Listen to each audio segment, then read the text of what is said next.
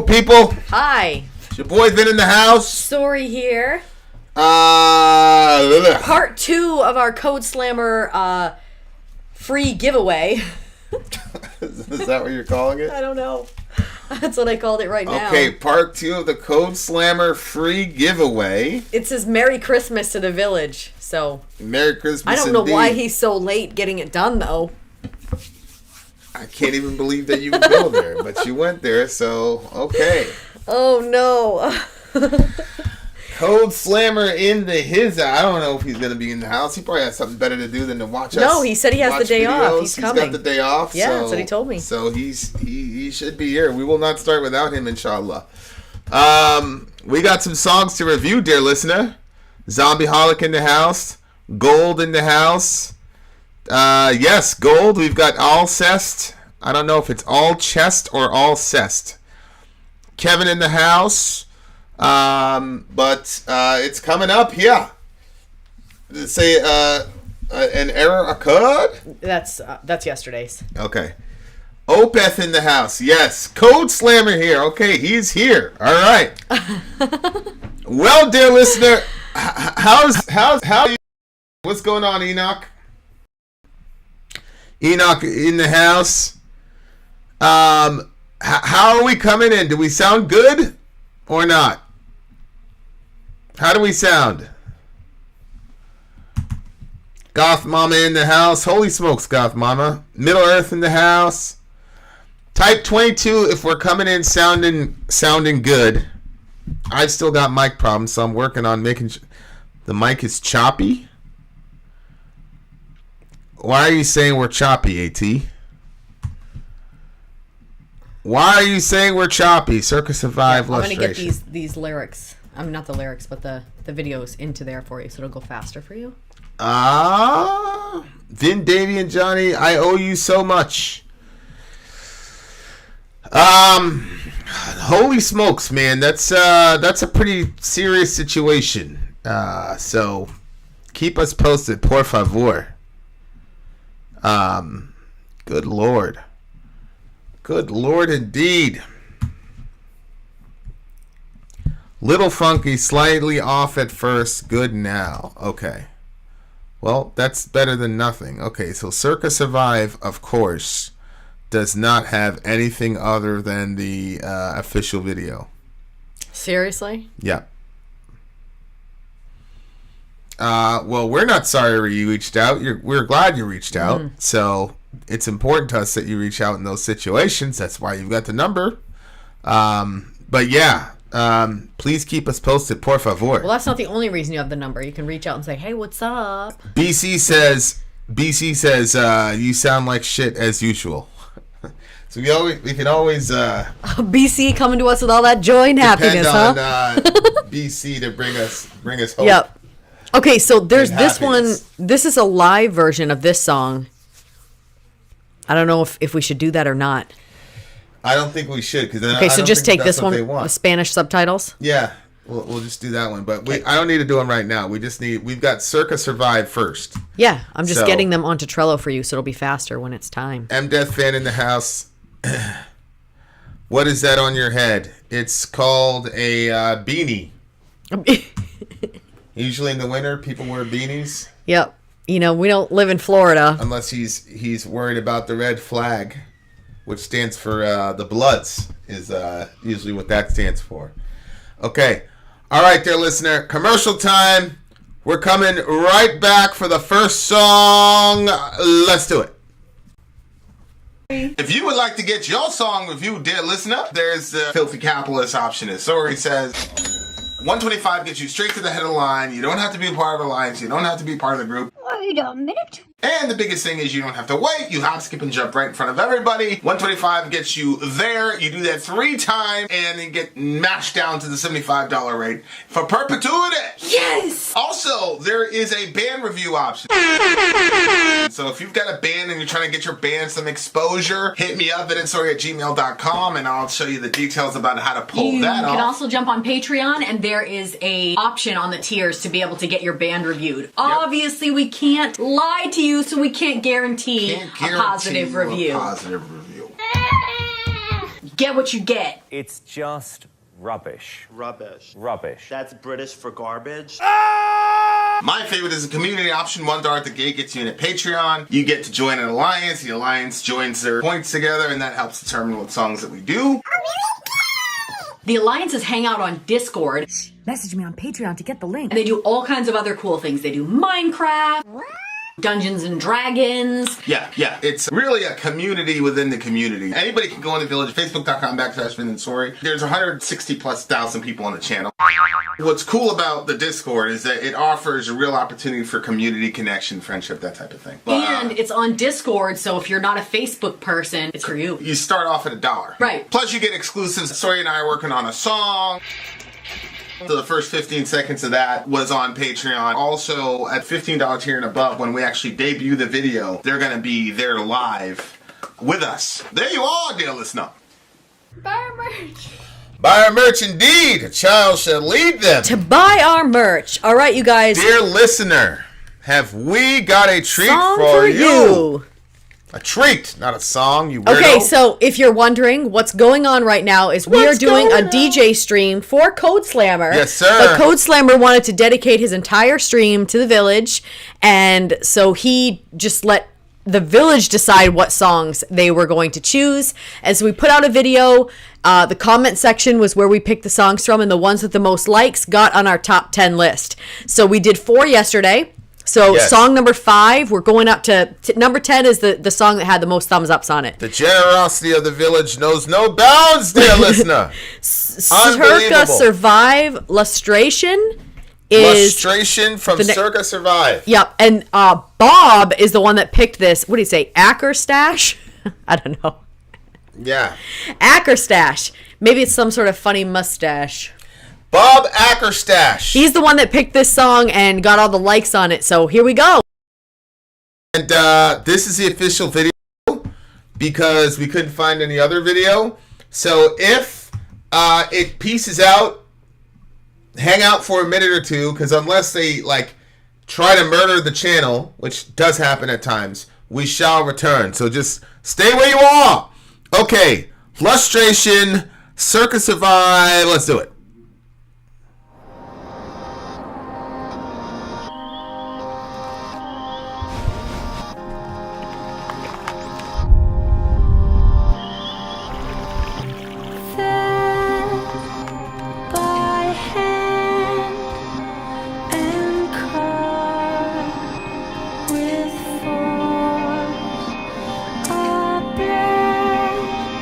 Sweet death will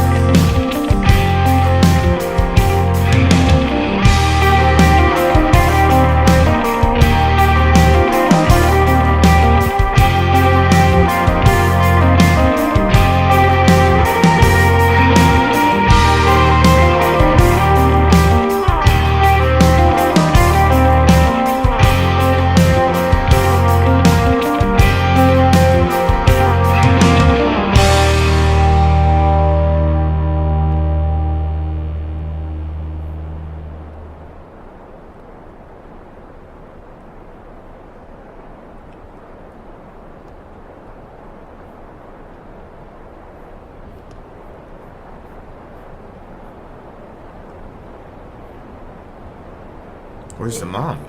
Yeah, that's not funny. He's holding the baby? Yeah, he's holding the baby. Where's the mom?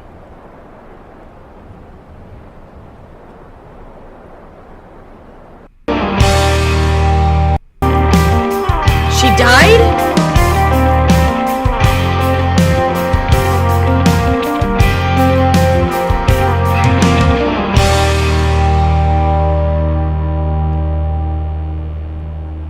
I think the mom Died. she died in childbirth. That's what it looks like.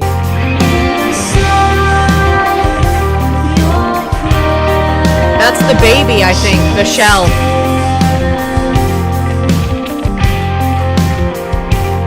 Oh.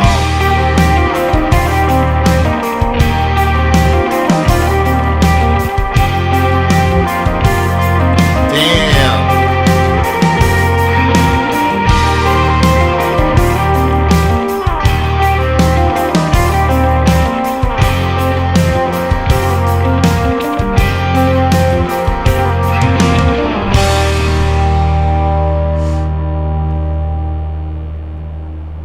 Wow. That's deep. Yeah. Holy shit. Okay, so Uh-oh. yeah, it got suspended because we did the official video. But I'm glad we did the official video. F you, YouTube. No, they're saying F for support. Yeah, but Davey's saying F you, YouTube. Oh, I see. Just refresh it. Let us know when you guys come back. Metal Cat still in Twitch. This, this, dear listener, is why we don't do official videos, because Right. it happens this way. The stream gets blocked, that type of situation. It happens. But we had to do it for the big homie Codeslammer because he was just so generous with his thingy-majiggy.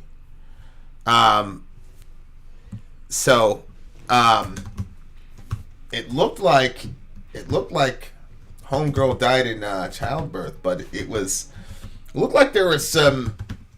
The pagans were kind of helping us out a little bit because there is some imagery in there that we probably wouldn't have been familiar with. As above, so below. Yeah. Right, and then are you just going to carry on even though we're still blocked? Oh, are they back yet? No. Well, it's still blocked over BC here. is back with more negativity, so.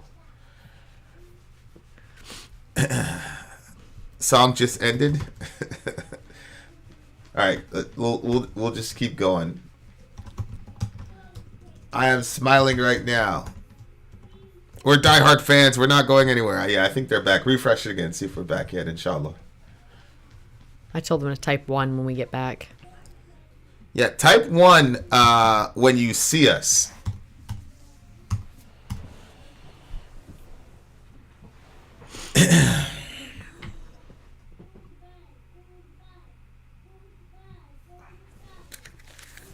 Should be back soon, right? Isn't that usually? Yeah, unless it's something bigger. Let me check, see if they. Here we go. Yeah, there we go. I was gonna say, see if it was a copyright strike. I told you guys this is what happens when we watch. Dwayne, I'll type 3.5 Sori, and you know why. They're never gonna forgive you for that shit. Oh, nope. All right, we have returned, dear listener. We have returned. Yeah, so it looks like there's some in here because it looks like there's some pagan imagery in here that we wouldn't like the as above so below principle, and then casting a protection spell and all that. It was the video. The video was somebody was saying the video was more interesting than the song. Good Lord, they copyrighted the hell out of that video, huh? They protected the hell out of that thing. I have to argue with YouTube to get them to lift that ban that they have on us. I don't know. They will though. Okay. Let's just move on to Twitch to stream. No, I don't have any more. Yeah, it looks like there was a crossing into like different universes or dimensions or whatever. It looks like she died in childbirth, but it was basically like her spirit was trying to like make it so that the baby could live, basically, and he was like trying to stab all the monsters. I loved that part. He was trying to protect her. You would do that. Yeah, I would do that. He was trying to protect her, and then she was working to protect the baby, and which was pretty beautiful. But yeah, it was. But I'm not.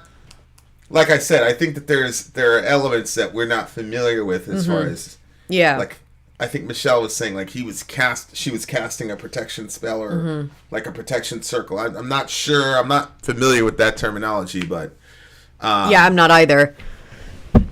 Holy smokes! To me, I will say that the the video was very, very impactful. Yeah, and it probably was one of the best videos I've seen.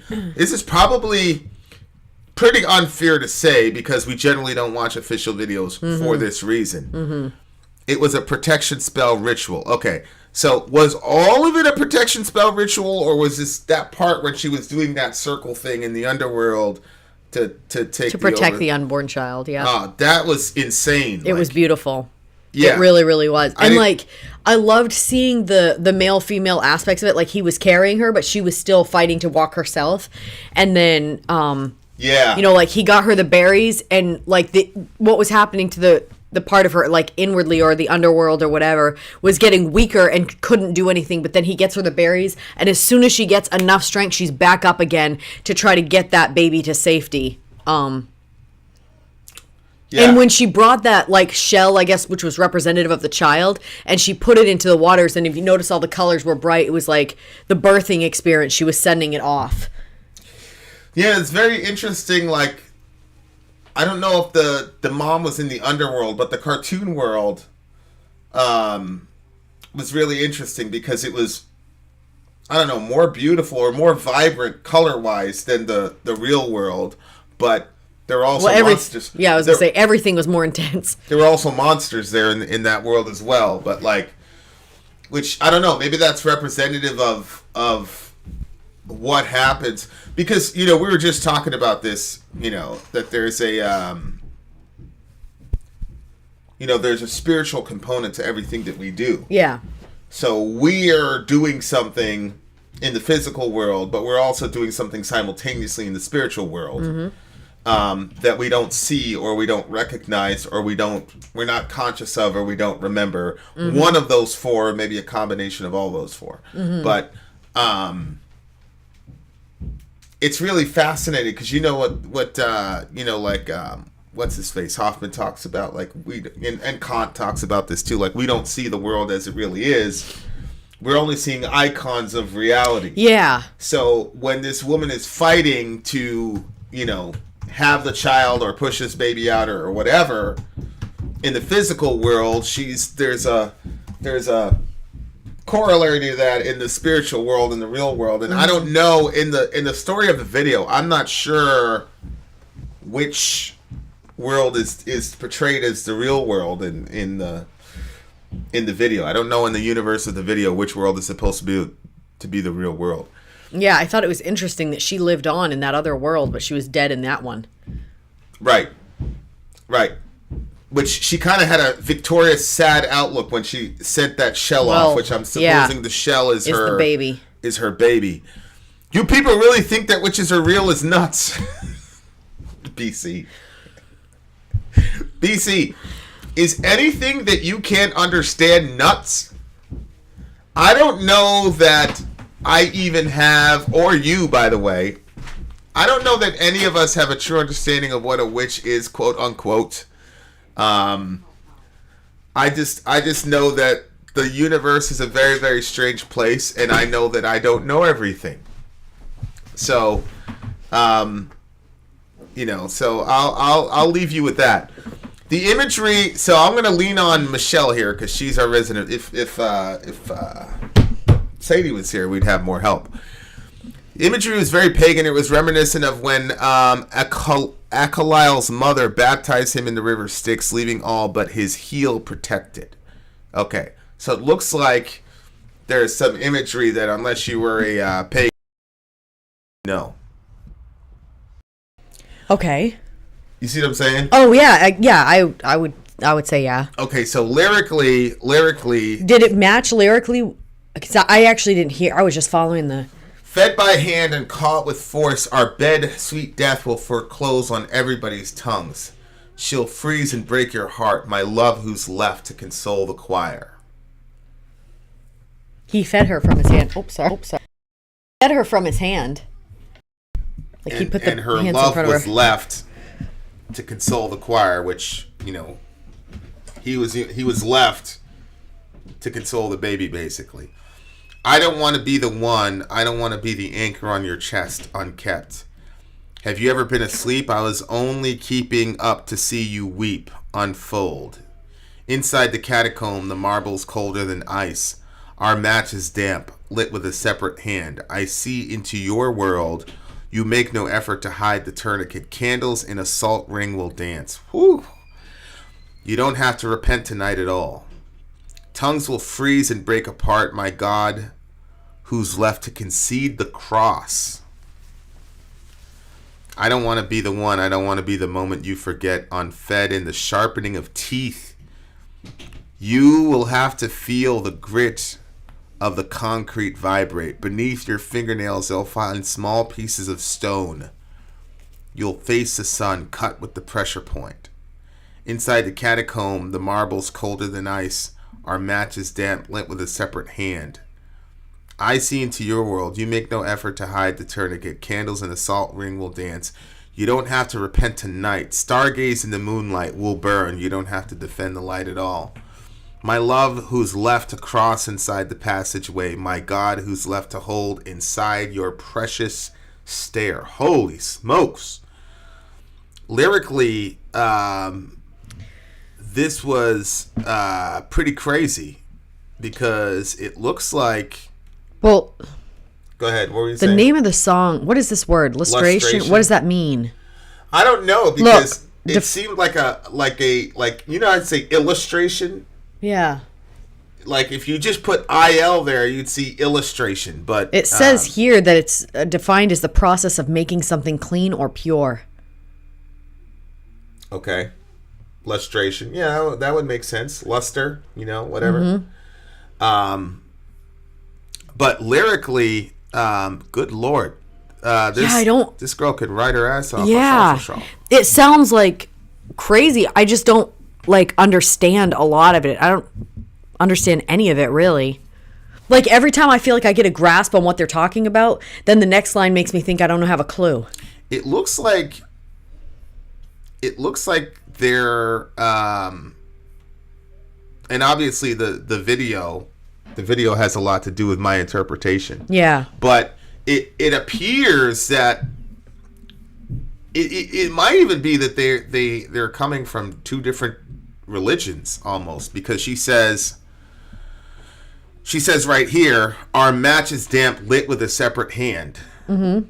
So I see into your world. You make no effort to hide the tourniquet. So it just looks like there's something about them that's different, that they have different perspectives on things, but they're trying to work it out. That's what she says. You have nothing to repent for, whatever. So. Oh, the one that can see into the other one's world says you have nothing to repent for? Yeah, it looks like is what it looks like. I wonder what candles in a salt ring will dance. That's going to be some kind of pagan thing too that we don't know what it is. Yeah, and then the cross is also mentioned. Yeah, but did that mean cross as in cross? Or my God who's left to concede the cross? At the end she said something right there. My love who's left to cross inside the passageway. Maybe it's like the crossover, not necessarily like the Christian cross. Well, my God who's left to concede she connects God and the cross in that line. My love who's left to cross inside the passageway. Yeah, my God who's left to hold. That's later on in the song, but here it says tongues will freeze and break apart. Mm-hmm. My God who's left to concede the cross.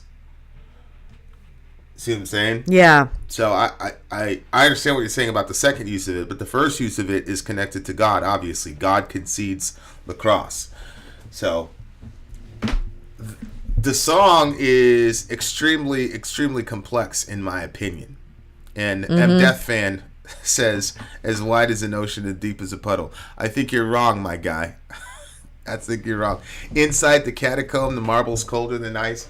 So, in the song, in my opinion, in the video, the catacomb would be the womb itself. Yeah. You see what I'm saying? Yeah. And the marble's cold as ice would be the fact that she was dying. But that's the worst irony of all time, man. To fucking die in childbirth. Holy shit, that's a cruel reality of human existence, which a lot of, until the advent of modern medicine and basic things like understanding bacteria and all those types of things, it was extremely common for women to die in childbirth. Goth mama, stay. Don't worry about being dark. Just stay. Or it was common for, it's metal. We're all dark. What the hell? Or it was common for the child to die in childbirth. You see what I'm saying? Like, right. So that's a deep video, man. Mm-hmm. I loved the video. I don't want to be the one. I don't want to be the anchor on your chest. Have you ever been asleep? I was the only one keeping you. I was only keeping you up. I was only keeping up to see you weep. See, this is like the complexity of relationships as well, man. Like, you don't want to be the one to hurt that person, but presumably you're the one that has the most potential to hurt that person. Yep. Because you're the closest to them. Like, yeah. The only people that can truly hurt you are the people closest to you, which obviously would be the ultimate, dying in childbirth would be the ultimate sort of version of that, because like physically the child is literally the closest thing to the parent, and that's the thing that causes her the most pain in that moment. Yeah. Whether or not both people live, that's just a fact of reality, that the child is the closest thing to them, which also causes them the most pain. Yeah. So I don't even know if like the dying in childbirth thing was a metaphor for something, but the three of them were together throughout the video, which is kind of an emotional video, man. Just because me being the guy, and seeing you, deliver the kids, and it is interesting. And we were talking about this a little bit a couple days ago in the video. In the video, you were having it's a pretty emotional video, which got blocked. So you guys will never see it again. Well, you can watch it on Twitter, but like you were talking about, and I was saying that like you went someplace else in Reza's birth, like you were, and I just thought they did a really good job of illustrating that in this video, where the mom was in the spiritual world doing a lot of really spiritual shit. Yeah. You see what I'm saying? Absolutely. Like, and so she was out there busily making sure she was, and he was doing his part too. I mean, he was killing the monsters. Yeah. Well, at first he had like these goggles on, and then he ended up like the trees were like really like reaching up. It was getting really intense. And then he took the goggles off, and then that's when he grabbed the stick and he started stabbing the ground. And to me, that was like a transitional moment. Like maybe he didn't believe what she saw and the way that she saw the world. And it was at that point that all of a sudden he was like, well, wait a minute, that's not normal with these trees reaching out to them. And then he just does the only thing that he knows how to do. He's gonna go like, he's gonna use his strength to try to fix the situation. And then that's when he starts stabbing to the ground, and he's seeing evidence as he pulls it out that he is actually hitting something. He's doing something. He is doing something, yeah. And she's still doing her own fight and her own struggle, and he's jumping in where he can, and they work together. And he's focused on making sure that her and the baby are protected. And she looks like fighting like hell to get that baby birthed safely as well. Yeah. But everybody has the same goal, Yeah. Really great song. I mean, I loved the song. I loved the video even more. What'd you get the song? Or the experience? The whole experience. When we get to watch the entire video together. 9.4. I've been very stringent with my grading recently. I'm going to give this a solid 9. Whoever did this video, I want to reach out to them and say, we want you to do our video. Yeah. Yes, Because, please do. Please reach out to us. vinandsori@gmail.com. yeah. You may be watching it. I really want that person to do our videos because it's legit. Okay. There you are, dear listener. We got more songs coming for you after the commercial break. Having said that, dear listener, Vin out. Sori out. Go! Okay. We have another song coming. Who's the next band? Bloodbath-hades Rising. Ooh. Hades Rising, Bloodbath. All right, guys, we shall return after the commercial break.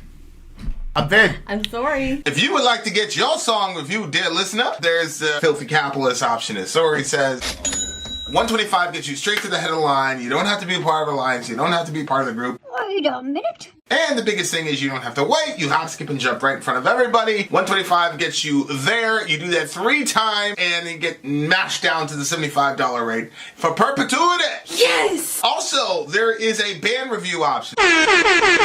So if you've got a band and you're trying to get your band some exposure, hit me up at vinandsori@gmail.com, and I'll show you the details about how to pull You that can off. also jump on Patreon, and there is a option on the tiers to be able to get your band reviewed. Obviously, we can't lie to you, so we can't guarantee, Can't guarantee a positive you review. A positive review.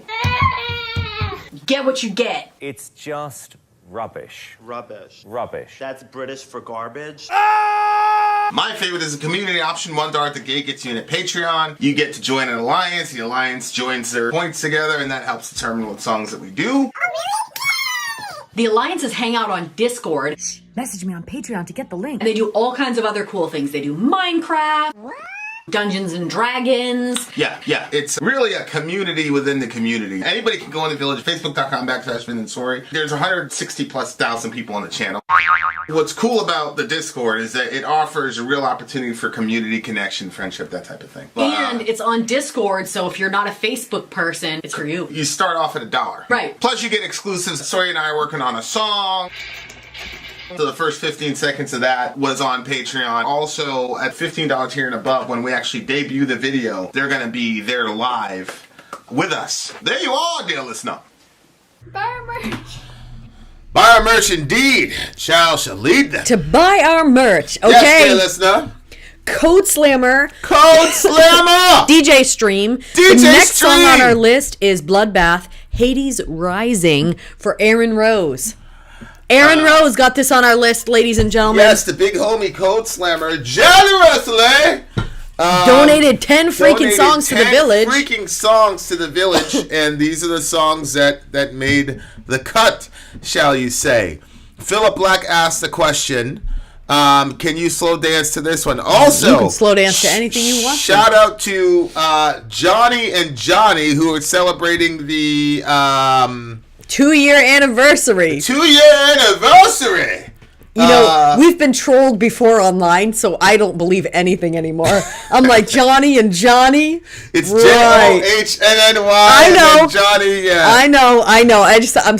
I'm sorry for doubting you two, or one, or two. Or 5. We just got done reading how the 2 witnesses could be one person. Yeah, really, yeah. I mean, who knows? So we need to see that in context. What's the Greek and Hebrew there? Is What's that the Greek? singular? What's the Greek?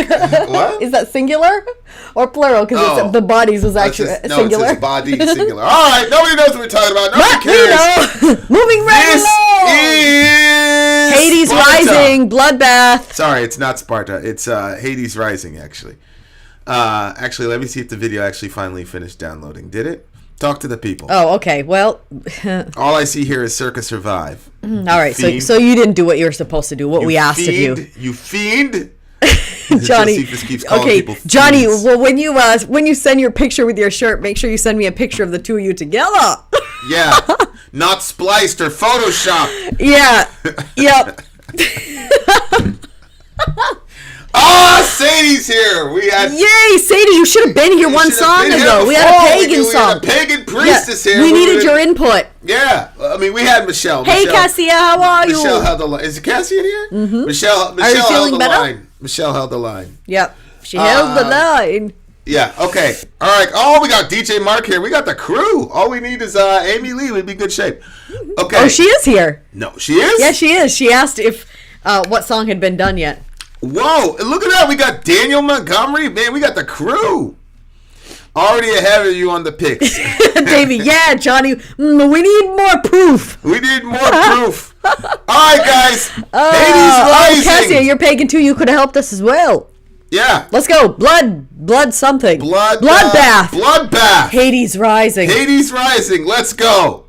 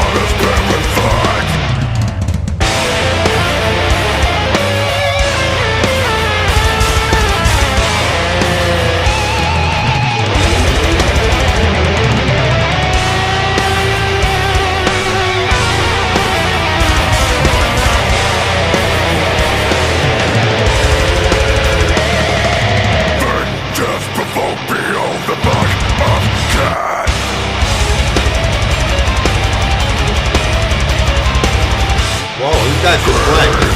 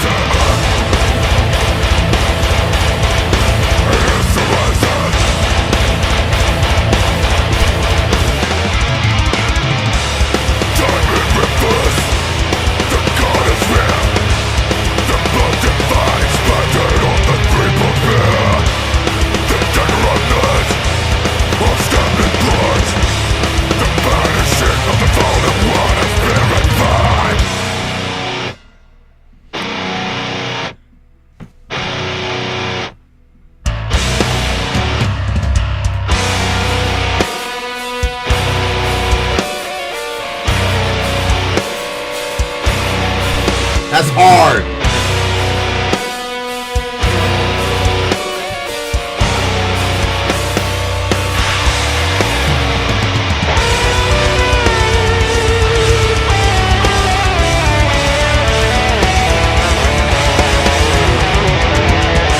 Slow dancing part.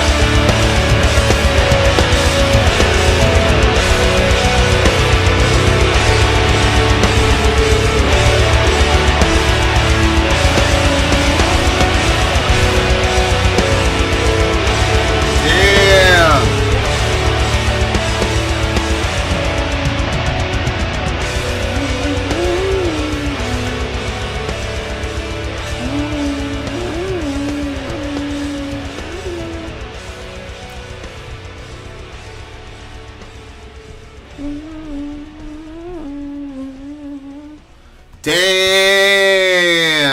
Okay. That's very It's very what? educational for me, man. Why? First of all, the way they did the breakdown was crazy. Like, it was probably one of the most unique breakdowns you're going to hear. Look how they did this breakdown.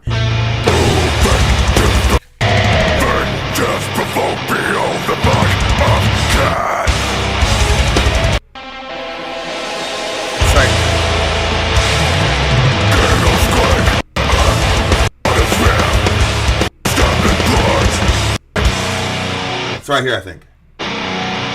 Yeah, right here. Just one note. Yep.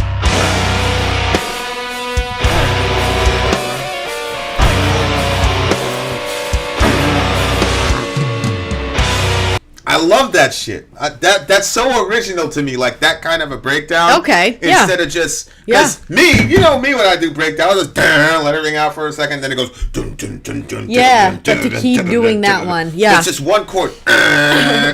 Like, I love that shit. And then what they did with the energy was they used the lead guitar and the drums to carry the energy. Yep. Not just usually for a breakdown or in the middle, whatever you want to call it, they'll use the rhythm guitar's riffage to really carry it. But the rhythm guitar just was kind of there, and then they use the lead and the drums to carry it, which kind of flips everything on its head, which, if you're not into guitar or whatever, it really doesn't matter. But I really, really, really love that shit. I really love the way people do that shit, because it's I like stuff that's original, because it's, you know, you're always searching to try to be original as a guitarist or whatever, or artist, whatever you want to call it. But it's very hard to come up with something original that sounds good or does the job. You see what I'm saying? I mean, it's very hard to conceptually, get something to do the babe. job. I've never done it myself, so. Well, yeah. I mean, I think once you get over whatever and start really, you know, Tapping until my and then you'll really art. be able to have your contributions, then it'll be like legit. But somebody said something like Cookie Monster stepped on a Lego. Yes, I saw that. You know the Cookie Monster oh boy. Yeah. I love BC. BC's such a bitter person. Look at this. Christianity is a reason I don't believe anything about society, and you are full of crap. Shout out to BC. Inshallah, he or she gets some peace at some point in life. I know. It's not looking too promising at this point. Yeah. Oh man. Okay. Every single time I see that, behold the mark of Cain. Yeah. Because it uncreated the Genesis devoured by the abyss. It doesn't sound like vengeance provoked. Behold the mark of Cain. It doesn't sound like, a lot of times people misunderstand what the mark of Cain is. Yes, and I believe these brothers have also Made the mistake. Well, made the error. yeah, it's interesting because it's like, I know there's a lot of cool stuff about our religion that would be awesome to make music out of, but if you don't know the details, then you should ask someone who does. Although there are lots of Christians who misunderstand the mark of Cain as well. Yeah. Well, the most terrifying like horror movie of all time, I think it would be if somebody made if like Graham Stoker's or Clive, whatever his name is, really understood what we were talking about in 70 AD. Oh, ridiculous.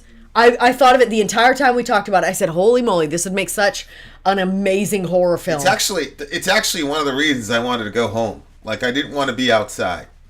I wanted to go home. Oh, really? Yeah, I'm like, nah, I just want to go home. Want to be around the kids. Oh, that's so funny. Because the shit is terrifying. Yeah, well, it is. It really is.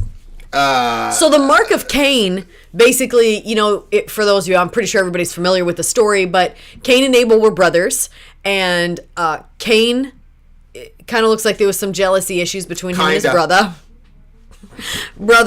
and he ends up killing his brother because, like, God comes to him and basically tries to warn him and say, you know, like, sin is trying to come after you, but you have to rule over it. And that's kind of like what we were talking about yesterday, is that you might have evil thoughts, you might have horrible feelings and blah, blah, blah, but you have to essentially rule over those things that come to you. And so he was telling Cain, you have to rule over it or else it's going to rule over you. Yeah. Cain decides he's not going to man up and rule over it, and in which case he ends up killing his brother.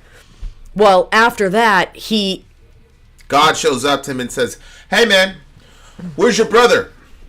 Dude, what? Am I my brother's keeper? Well, Am I supposed to know where he is? He says, he knows damn well where he was. He says, I don't know. Then he says that famous line, am I my brother's keeper? Right. And all the libertarians says, hell no, you're not your brother's keeper. Every man for himself. Hey, Ray. Boo, boo, boo. And God says, what is this? Your brother's blood is crying out to me on the ground. And he's like, God's like, no, I got to punish you, bro. And he's like, so you're going to be a wanderer in the earth. And Cain was he's a field guy. So Cain responds to God and says, I'm so sorry of what I did to my brother. Right, seduct. No, not at all. Actually, what he says is, the punishment you've given me is too much for me to bear. Now whoever finds me will kill me. In other words, somebody's going to give me the same treatment I gave my brother, but they have good reason to, and so I'm fearful of that. Right. So then God says, not so. And in the Hebrew, it basically is, hell no, I won't let that happen to you. And then, boop. The narrator says that God puts a mark on Cain so that everybody knew not to fuck with Cain because God was going to be his bodyguard. That's the mark of Cain, is God's promise to protect Cain from justice because God is merciful. Right. So as soon as Cain hears that and he knows that God is a man of his word, Cain goes, we out. Oh. Then it says, Cain went out from the presence of the Lord. He left. Yeah. And basically God, he had his back to God the entire time, yep. But God was functioning as Cain's bodyguard. That's exactly what I was going to say. Somehow that mark showed everybody, whoa, Yahweh's protecting this guy, so we can't touch him even though he deserves to die. Mm-hmm. So the mark of Cain is actually God's grace towards Cain. And mercy on him. And mercy towards Cain. And then it goes off and says that he goes and has children and all the rest of this stuff. And he makes a city? Yeah, he builds a city. Oh, but I see where you're going with the kids. Yeah. Yeah, well, the scripture says that children are a reward from God. That's why you have so many rewards. That's why so many rewards.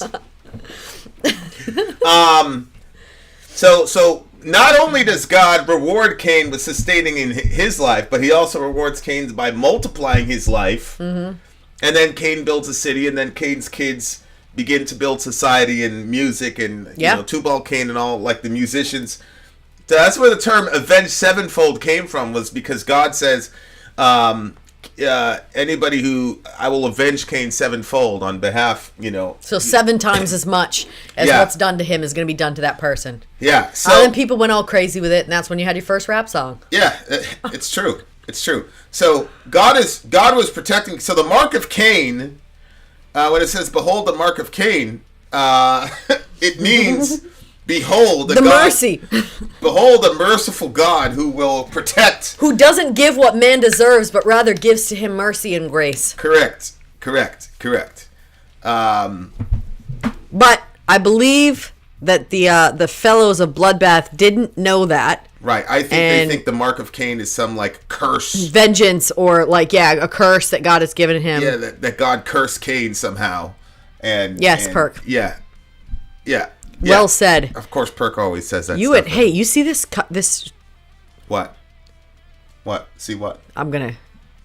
He was going sideways with it. I think it's something you would like. Okay. Anyway. So anyway, I hope all of you, one of these days will be marked with the mark of Cain, inshallah. Yeah. But yeah, I agree with Johnny. It's a very sinister sounding breakdown. Cleave the covenant and powers that grant, bury the testament, tumbled by torment. So to cleave the covenant means to break the covenant.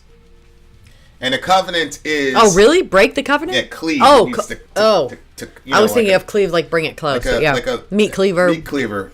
Or as Codeslammer says, the curse of forgiveness. That's a good one. Wow. That's a very good line, Codeslammer. The curse of forgiveness. We should probably... That's probably what we should title that Cain and Abel song that me and Sarcast wrote. Yep. Copyright it. We'll call it the Curse of Forgiveness. So when you see our band come out with a song entitled The Curse of Forgiveness, that's you, buddy. Yeah, but I bet if you said it in another language, it'd sound even cooler. Yeah. Like, what is curse? The curse is like a really... Perkinos, get us the Latin. Get us the Latin for The Curse of Forgiveness. Okay. So cleave the covenant and powers it grant. I did like the way that he said it. Oh yeah, Nocturnal and fertile. The rhythm is insane. The rhythm is crazy. The rhythm is insane. So to cleave the covenant means to separate the covenant between God and man, I'm assuming. And you know, God almost never... I was listening to a guy once. It was actually Sproul's son, and he was talking about God never has a personal relationship with anybody. And he was saying this when he was in the bar, basically, to get approved to be a pastor. He says, God never has a personal relationship with anybody. They're like, what are you talking about? And he was talking about how when God makes covenants, he never makes a covenant with a singular person. It's always that person and their children. Always. Their children or their family. So what happens is that God comes and says, I'll be your God, you'll be my people, here are the terms of the agreement. It's like a marriage contract type of situation. That's a covenant. It's like a promise. And what happens here is he says, cleave the covenant and the powers that grant, bury the testament tumbled by torment. Which again, if he knew his Bible, he would realize that that's also true. Because we are always going to break covenant with God. So yeah. It is also true that the covenants always get cleaved or ripped to shreds or broken or buried. That's the which covenant? So remember there was the one covenant where like they split the animal in two, and then God had him hold back, and he went through like he didn't even have him. Yeah, the reason they would call it cutting a covenant, and what would happen is they would take an animal and they would split it in two, and then they would walk between the two dead bloody animals. Well, the one animal who's just been split in two, and the reason for that was it was basically they were each saying to each other, if I violate the terms of the covenant, may I be like this animal. May I be like this animal. Well, God enters into covenant with Abraham, and Abraham goes into this trance, and what ends up happening is God does that with the animals, but only God walks through it. Abraham does not walk through it. And the reason for that is obvious. God knows that Abraham is going to break the terms of the covenant on a multitude of times. And God is saying, you are going to break the covenant, but may I be like this animal if you do that. Oh, I thought he was saying if he breaks the covenant, let him be like that animal. Well, he's saying even if you break it, then let me break. That's a foreshadow of the fact that that's exactly what's going to happen to Christ on the cross because we are covenant breakers. So God is bearing the penalty of our breaking the covenant. And so, torment, yes, because Christ had to bear the splitting of his body, soul, and spirit. He had to bear that torment because we would cleave the covenant. So none of these lyrics are offensive to me as a Christian. They're telling the gospel story. Please give me more. Thank you, bloodbath. Throwing the little homie into the briar patch. BC says, you're not making any sense at all. Basically, BC, what it means is because we cannot keep faithful to God, God bears the punishment for our lack of faithfulness in order to maintain our relationship with him. That's the point. Profane, arcane, benediction of bane. This guy can write, boy. Falling through the cracks of darkness. Umbubration. I don't even know what that word means. Kingdoms quake, mountains move, skies collapse, sulfur descending, suns eclipse, seas overflow, end of days, Hades rising. Oh my God! This is all the stuff we've been studying so far. It means shade, darken, or cloud, I guess. Oh, I see. Kingdoms quake, mountains move, skies collapse. Yes. Oh my goodness, there's so much that could be said. Yeah, we'd have to do a Bible boogie on that little quote. Basically, end of days, Hades rising. Seduct. A rising. Okay. Wow. So long story short, I don't know how you're gonna give a Reader's Digest here, babe. I don't. We'll shoot a Bible boogie on that line because we're having too much fun with that one. The Father, the Son, and the Holy Ghost, tridents penetrate, steel and flesh conjugate, vaporize the spirits of distress, Sabaoth of legions, redder the regions. This is probably talking about what do you call it? Crusaders who acting in the name of God. This is such a brilliant line. Steel and flesh conjugate. I know. That is brilliant. And brought forth death rather than life. In Sabaoth of Legions, you know the Lord of Sabaoth, the old way of saying the Lord of Armies, the God of Armies, the God of War. Is Sabbath? Yeah, Sabaoth. And Red are the regions. This guy can write. What does that mean, red of the regions? Well, he can make the regions, make the land red. Oh, basically. bloodier? Bloody. Oh my gosh! Because people who are marching in the name of the Trinity are murdering people at wholesale, right? Jeez. Which obviously you cannot harmonize with a New Testament ethic for sure. Time in reverse. The Godhead's rear, the blood divine splattered on the three-pronged spear. The dagger of night, heart stabbed and cloaked. The banishing of the fallen one has been revoked. That would be the devil. And, right. Yeah. We do believe that also happened at a specific time in history, but that we don't have the time. You're going to have to tune into the Bible Boogie. If you're watching this and you're like, I too would like an invite, then send us an email at vinsori@gmail.com Why would you do that? and tell Vinny you'd like to hear that information. Ignore what she just said. And, because if you do that, I'm going to ignore that email. Yeah, but he's not like that. He's going to say he's going to ignore, but I don't believe he will. I'm really Especially if ignore it. The you Bible put your Boogie- sob story the in there Bible and tell Boogie is- why. No, it doesn't The have Bible to Boogie is invite only. It's a little, I'm serious. so ask I'm them for an very sorry that invite. she said that. Ask them for an invite. Only, and if you have to ask for it, you're most likely not going to get an invite. I'm very, very, very, very sorry. Maybe. Okay. I really like the song. Lyrically, it was great. Michelle said the lyrics were beautiful. I agree. Those are really, really beautiful lyrics. Mm-hmm. I love the song. This is actually one of my favorite songs for Whoa. Who selected this song? Whoa, really? This is for Rate the the big song. homie Aaron Rose. Rate the song. Shout out to Aaron Rose. Gang. You did a 6.5 good for job. me. What'd you say? 6.5. 9.7. Yo. Really, really good song. Really, really good song. I really, really love this song. All right. Whatever. I'm glad we got Johnny and Sadie in the house for Goth Mom for show. Yes. All right. Oathbreaker is next. Oathbreaker? No, it's called Oathbreaker. I said Oathbreakers, and then I misrepresented the band, so I fixed it. And then you turned it into this big embarrassing thing. I'm just kidding. All right, Oathbreaker's next, you guys.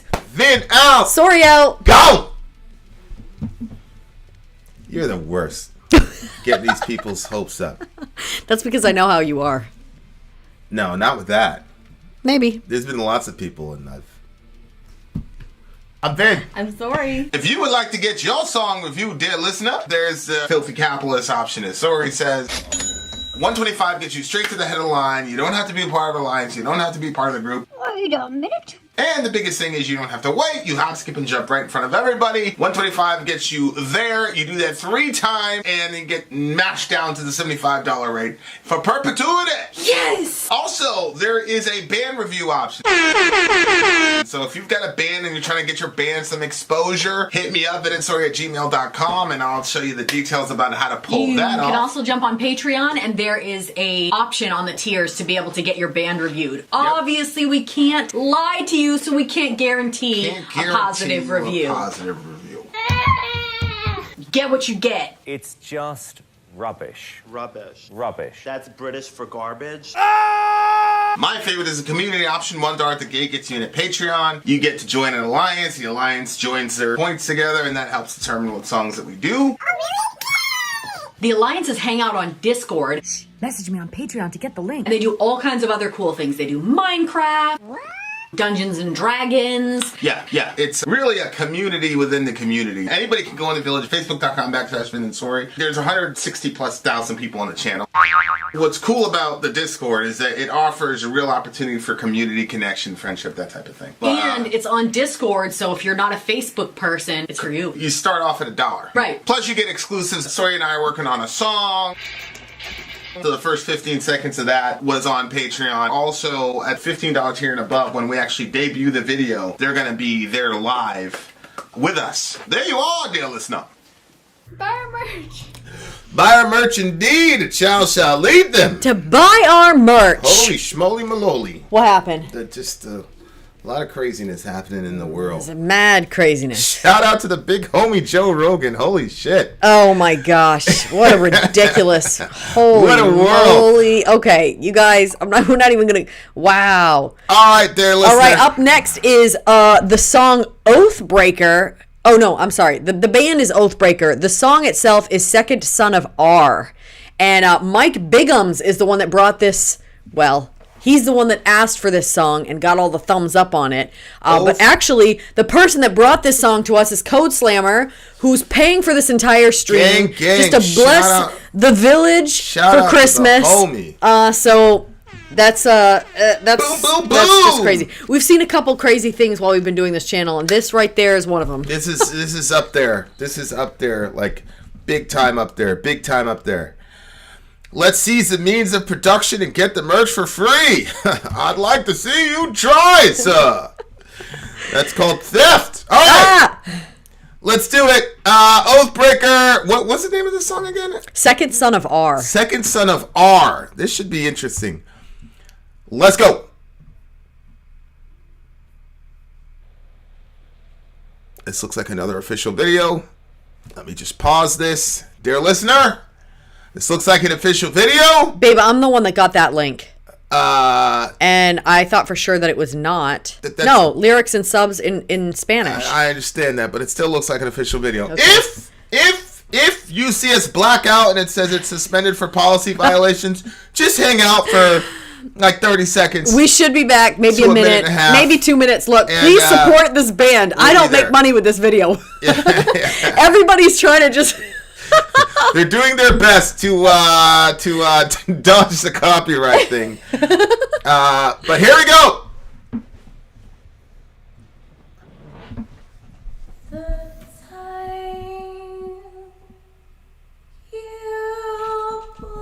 Is this the right? Into the gray cobblestones of a back alley to our house. You forgot. Do you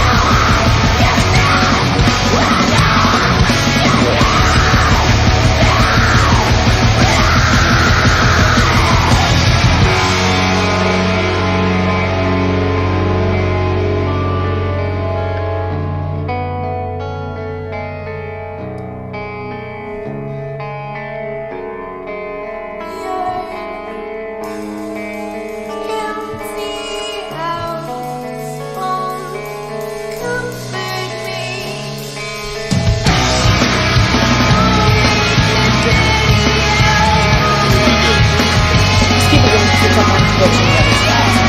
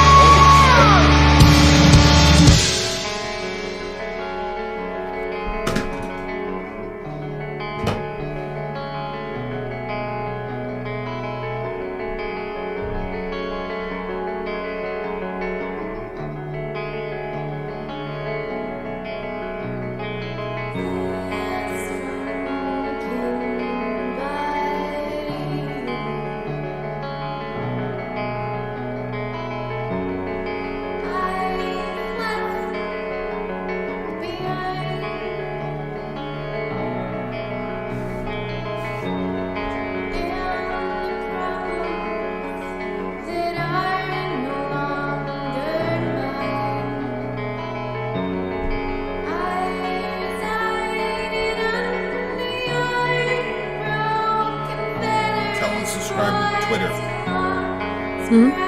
Twitter.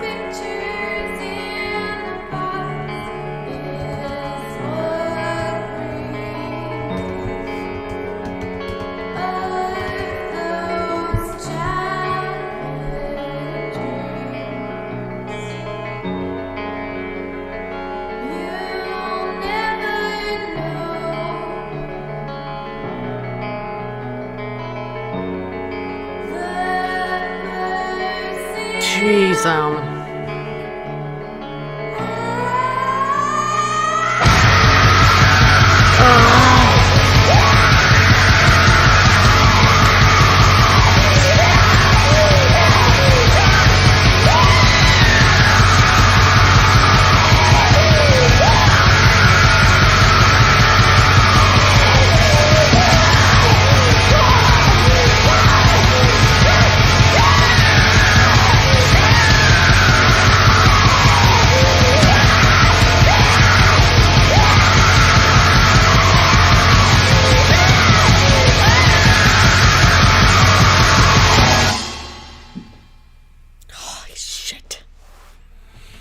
oh my gosh. Oh my god. Oh boy. Oh my gosh. Feel like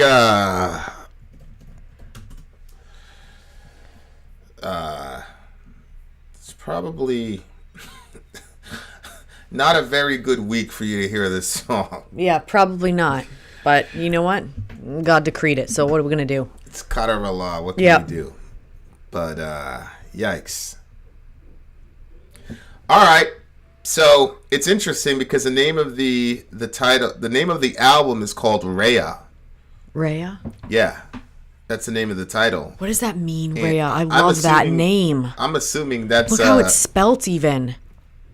I'm assuming that's a woman's name. And the name of the song is Son of R. So I don't know. Maybe she's talking about her brother. I don't know. It's the name of a goddess, though. Yeah, in but Greek mythology. she Titaness, spelled daughter it of with the an earth, I. goddess Gaia, and the sky god. Yeah. So. Okay. I love that name, Rhea. Okay. Oh my god. Raised in between doll-shaped smoke. Insects in every corner of our rotten house. I hid in the walls of my room, tasting clean air through a window crack.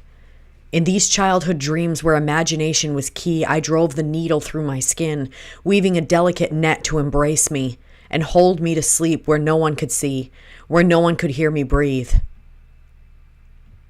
Your empty house won't comfort me. Don't make me pity you. Don't make me pity you in the end. Don't make me pity you, and do not make me pity you in the end.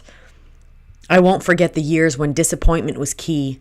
Blood runs thick in the veins of guilt.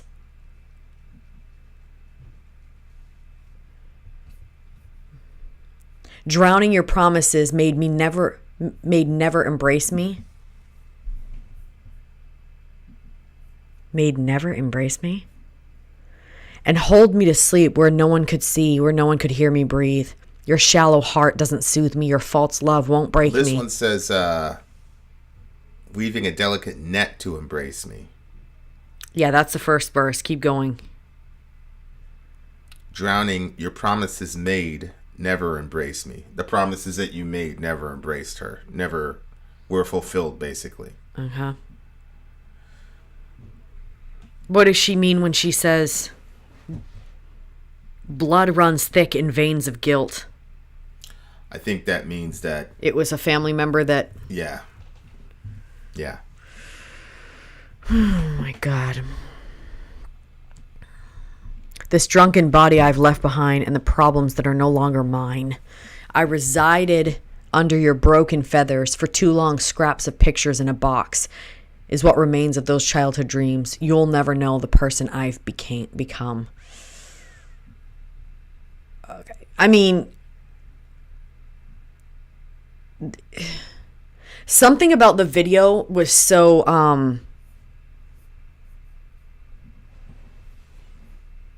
painful and captivating, like the way that she, you know, was moving and the things that she was doing with her body and with the cloth that she had, you know, like covering her face and then putting the thing around her neck and pulling that thing, just the way that she was. And I think that, you know, when betrayal or abuse or pain comes from someone that's close to you, it's all the more painful, you know, because it's family. You're saying that this could possibly be her brother? Well, it says saying? "Son of R" is the name of the song. It's called "Son of R," and Rhea is the mother of, you know, whatever. So, and it's talking about blood and family and things of that nature. So, I'm not saying that, like, you know, anytime you see stuff like this and it's a woman, I automatically assume that there is a certain kind of violation that happened. But that doesn't necessarily have to be the case. Yeah.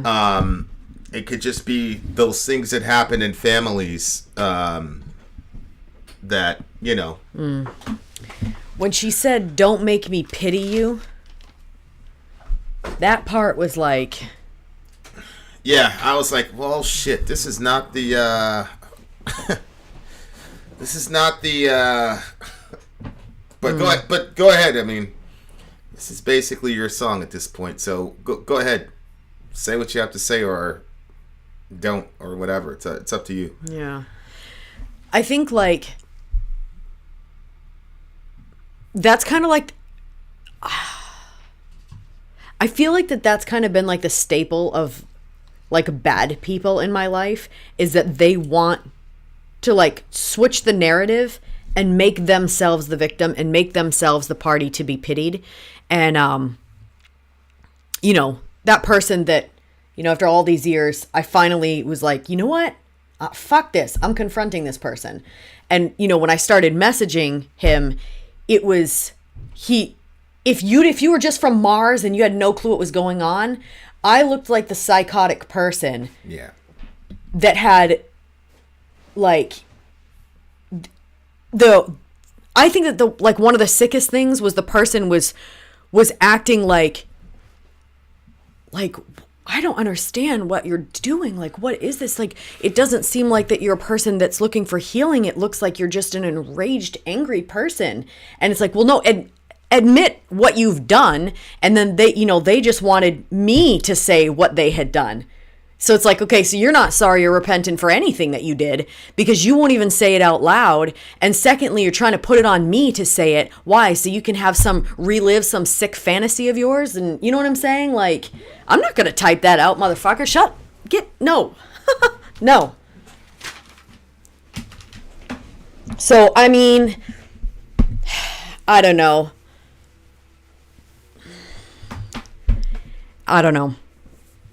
It's hard for me to say much about this song because it just, you know, it kind of just feels too similar. And like I said, her body movements and the stuff that she was doing, like the stress that she was projecting or expressing through her body and through her voice was just, it just reminded me too much of my own self. So it was like hard to watch. And yet I couldn't not watch it because I don't know. Your shallow heart doesn't soothe me. Your false love won't break me. But then don't make me pity you.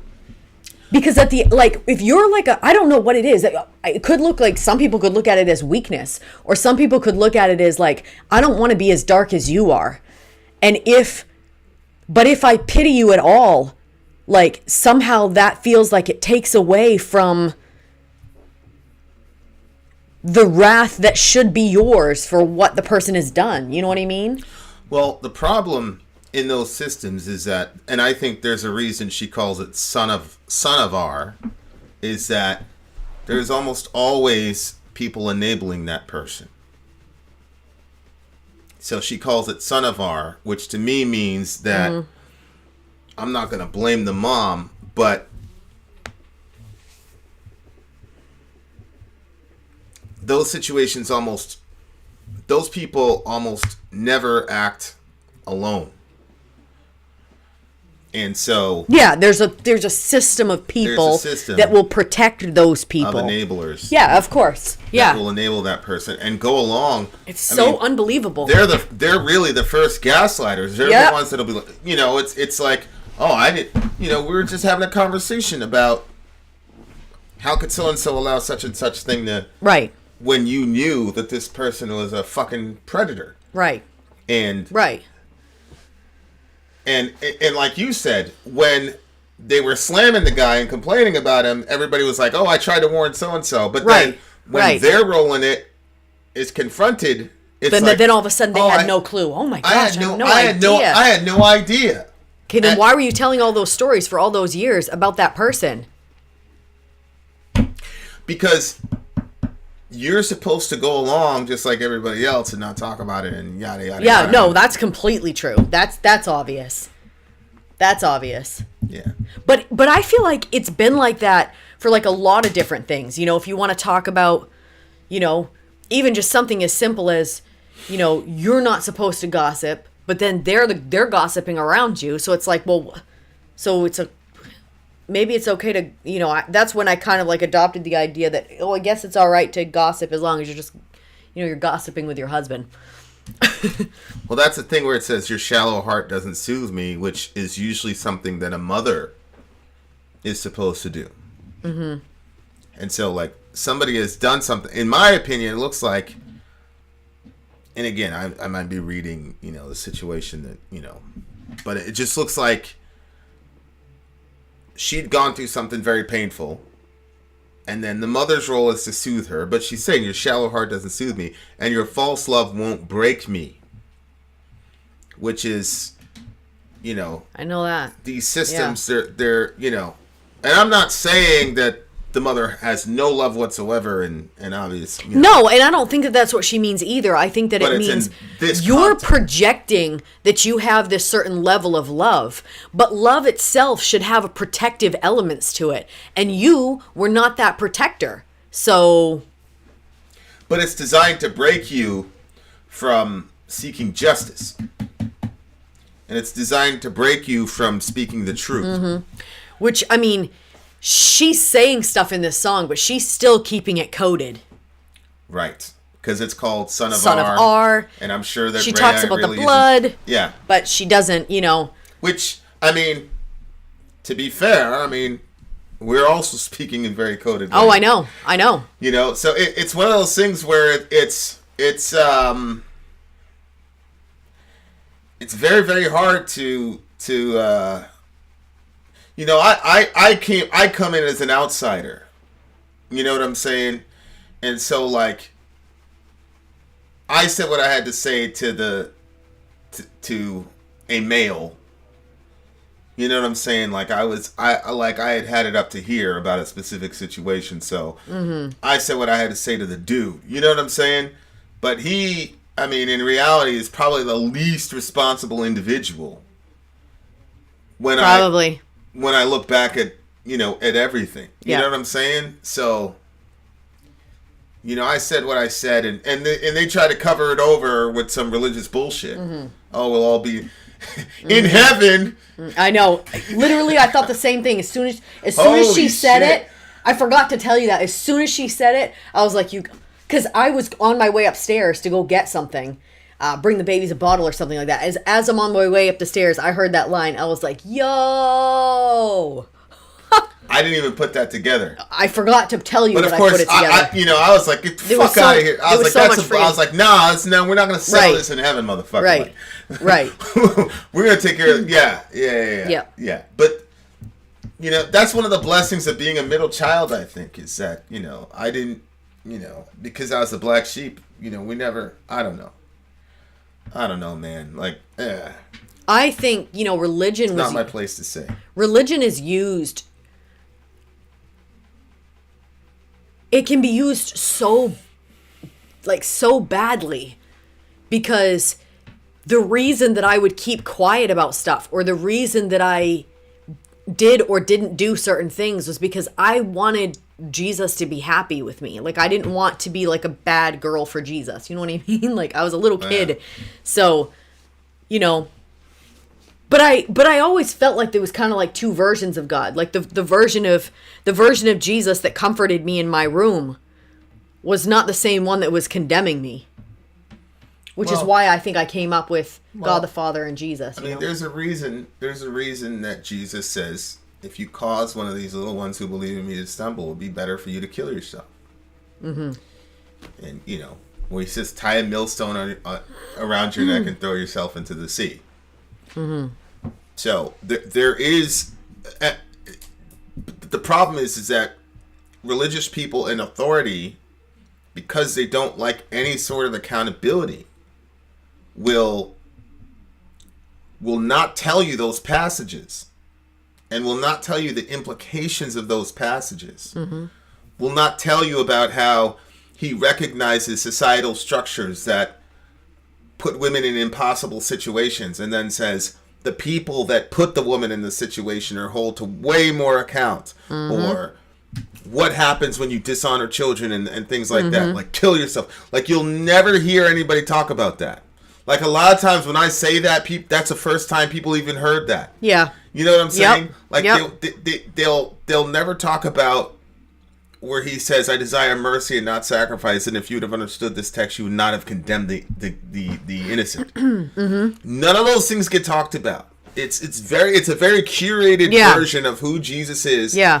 And it's designed to keep people who have survived their bullshit. I don't even like the term victimization, but it's designed to keep people who have survived their bullshit to not speak for justice. Yep.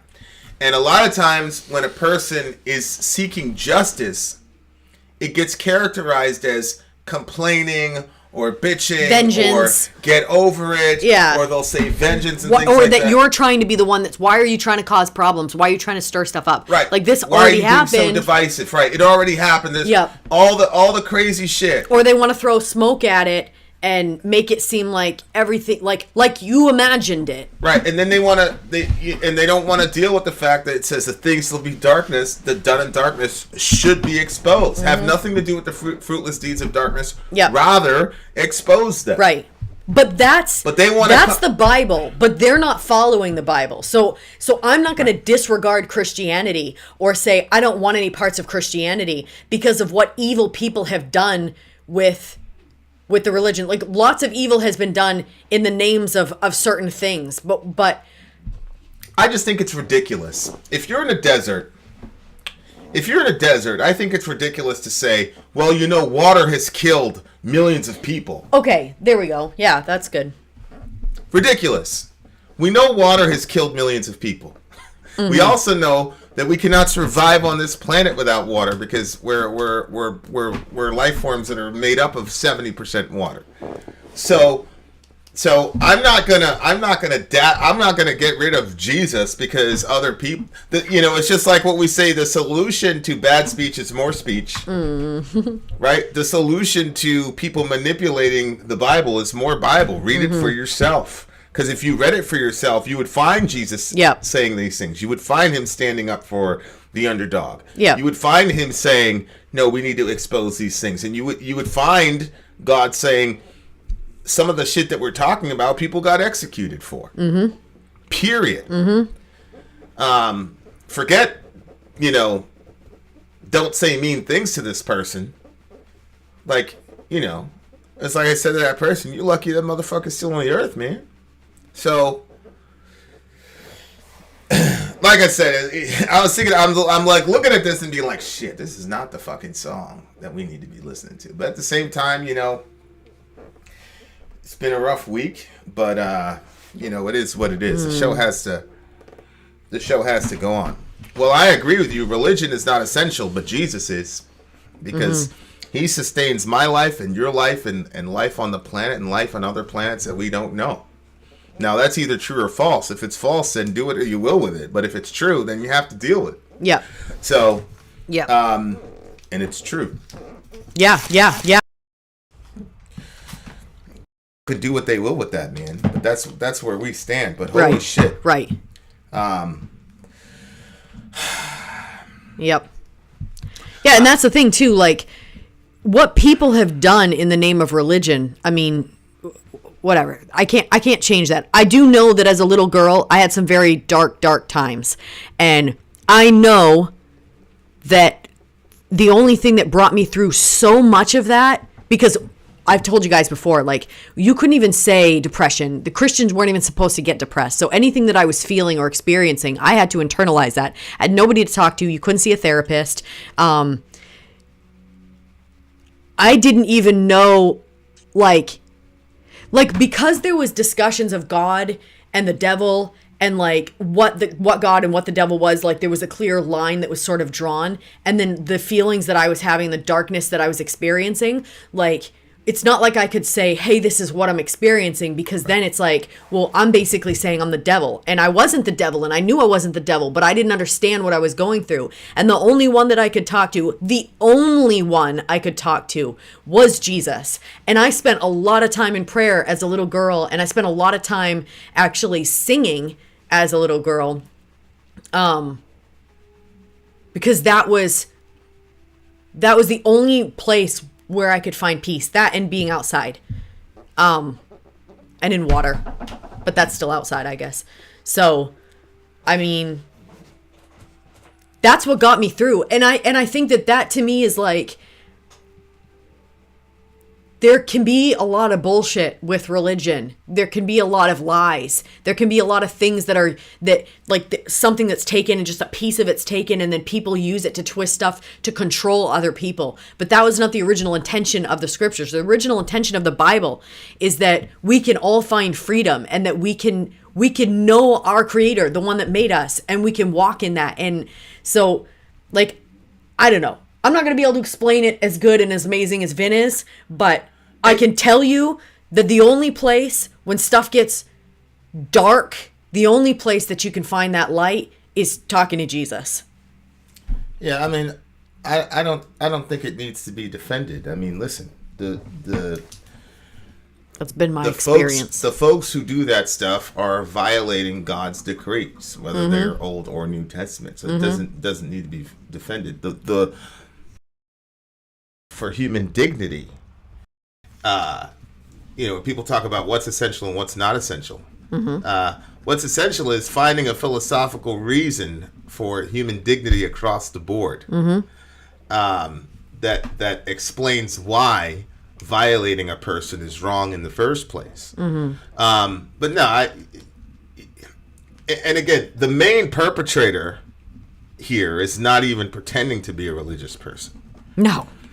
It's the people around him. I mean, he would go through phases where all of a sudden he'd get mad religious, but yeah, it's the people around him who are, and it's the system, and there are many secular atheist families who have the same system. This is a human phenomenon. Yeah. It's ridiculous sometimes. Like, people pretend, it's only religious people do this. Really? No, yeah. It's like, what? It's like when people say, religion has caused all these wars. I'm like, have you looked at the last 100 years? Like, we've killed more people in the last century than ever, and that had nothing to do with religion. Yeah, nothing.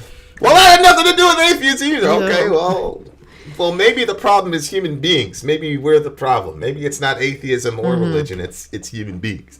But yeah, I thought the song was great. I thought that Shorty did a really, really good job. Again, this is another situation where it's like, I'm glad that we got to actually see the official video, because I know all the person did was. That's why I didn't want you to stop it. I couldn't. Even if we get striked and shut our channel down for a couple weeks, like I wanted to see this. Yeah, like they put the translations. It doesn't change. It doesn't change anything. I know. I knew it wasn't going to solve anything. But to me, it was worth it, and I'm glad that happened. So. Yeah, you know what it reminded me of? So there was a kid's song that we used to do in Sunday school, and it was like, it's just. I thought it was If You're Happy and You Know It, Clap Your Hands. But what's the one where she did like Joy? The depression one? I got the joy. Yeah, that's the one. Okay, so it was, I've got the joy down in my heart. But it was like Always Happy. I've got the joy down in my heart. Where? Down in my heart. Where? And it was like us kids would just wee, wee, wee. It was just like a fun kid's song that we did a lot. We do it in school because we were always in private school, and it was in Sunday school. And it was always used as like a happy, like, kids song. And the song always did make me feel happy, because I did feel like I had joy in my heart because of, Jesus and stuff. So anyway, this girl, her father had died, right? Yeah. And she, like, people were expecting her to have the joy of the Lord and be happy, but she was so sad because her dad had died. And so she redid that song, like... Yeah, we'll probably review it at some point. It's so good in the sense of like this girl, the way that she started out the song, it was not the most beautiful vocal style, but it communicated something. It communicated like a certain like rawness and pain that I just thought she did a really great job. So yeah, this one's a silent count for me. Silent count is when it just kind of just a little bit too holy, I guess, or a little bit too something to put a number on it. And this girl's pain, or her experience, and how her experience made me feel and everything, like I can't get it. I can't put a number on it. And I'm assuming that, Mike, you're the one that picked this. I'd love to have an email as to why this song is so impactful for you, because I'm like, I can see how women would get a lot out of this, but you're the one that picked this one. And so I'd like to know what your take is on that. So vinandsori@gmail.com, if you could. If not, I understand some of these things are just kind of too private, but so that's my thing. Yeah, and I think the lesson learned from me, and yeah, it's a silent count for me too, but that's one of the reasons why we were having internally here, we were having a family issue that was going around, and Dorian likes the family meal at the table, whatever. Yep. And he's like, all right, guys, come to the family table. And I was, we all got together at the family table, and he's like, all right, Father, do the little prayer. I was like, fuck that. We're going to deal with this shit. Mm-hmm. We're not going to hold hands and pretend that we're, so it just, and it's. And today the food got cold, Food got cold, and it was a little bit awkward, but yep. I mean. But it was better. We were better for that. That was like the first of like, because there's lots of times where people will talk about what needs to change or what would be better, but they won't do the work to make that change. It's like, okay, everybody acknowledges that this is an issue, but then like, it's not going to miraculously happen. Like somebody has to be the one that says, okay, well, we've said that we're a family. We said that we're close, and we've said that, if there's an issue between us, we're going to discuss it. But here we have this opportunity. It's like, well, are we going to really wreck dinner over this issue? Yeah. But you were like, no, we are. And it wasn't like it was anything. I don't even remember what the issue was, honestly. It was in my view, it was pretty significant. Okay. It wasn't anything like, but again, like things don't get to the point of an Oathbreaker song if you do that. That's why I'm like, I'm going to make a big deal out of things that people might not think is a big deal. Mm-hmm.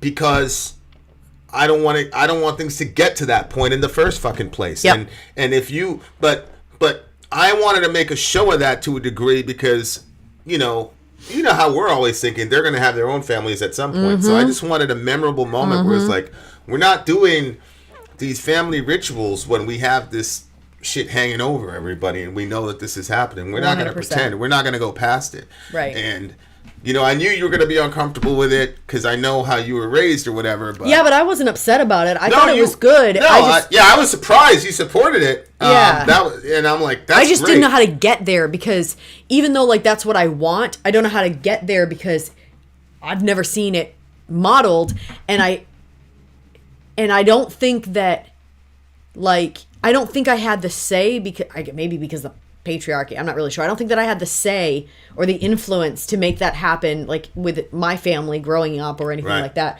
Where you took it to a whole new level. If you had like a problem, you would be like you'd leave. You know what I mean? Like you'd go somewhere else. You'd spend the night somewhere else. You know what I mean? Like you weren't gonna sit there and go with the bullshit. Yeah, or I'd get kicked. I'd get kicked or out. Or you'd get kicked, right. And a lot of the leaving was involuntary. Well, yeah, but there was like one of them where it was like kind of... Well, there was a couple of them. But yeah, I agree. So, do what you will with that, dear listener. Then out. Sori out. Gone. Ben, you forgot all the millions of children that have been died by your beloved, that have been killed by your beloved secularism. Because you've never denied that we kill bunches of children due to secularism. You forgot to talk about that. So, be consistent, Ben. Look, we maintain consistency. We talk about our religion negatively if there's something negative to say about it. So do the same. No, that was Ben trying to make a ridiculous analogy. When I said, look at the last 100 years, specifically talking about World War I, World War II, and the Korean War. Mm-hmm. The ridiculous analogy between that and Sharia, as if there's any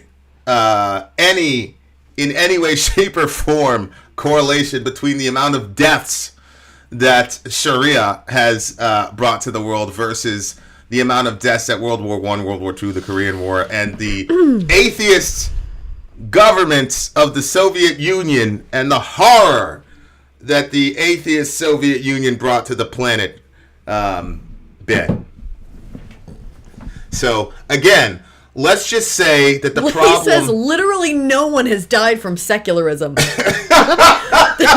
Literally no one. Literally. It's literally called... I've got the article. I'll bring the article up here. Forced secularism in the Soviet Union, and how many thousands and hundreds of thousands of people died in the forced secularization campaigns in the Soviet Union. Ben, you are hilarious. That's what Ben called me. Remember he called me like 2.5 years ago. He was like 2.5 years ago. Okay. He said atheism had nothing to do with the Soviet Union. And I said, Ben. So I quoted Yermilian Yalovsky where he said that it was militant state atheism was the reason that they were. That's what they said. Yeah. And he goes, who is that guy? I'm like, it's Yermilian Yalovsky. Like, it's the guy that did the killing, Ben. Shout out to Ben Webb. Shout out to Ben Webb. All right, And coming I'm back. not even blaming atheism or secular. It's human beings. I don't care what ism you hold to. Once human beings get into power, whether it's religion, irreligion, secularism, Sharia, it doesn't matter. Once they get into power, they're going to abuse it and kill a bunch of people. There you go.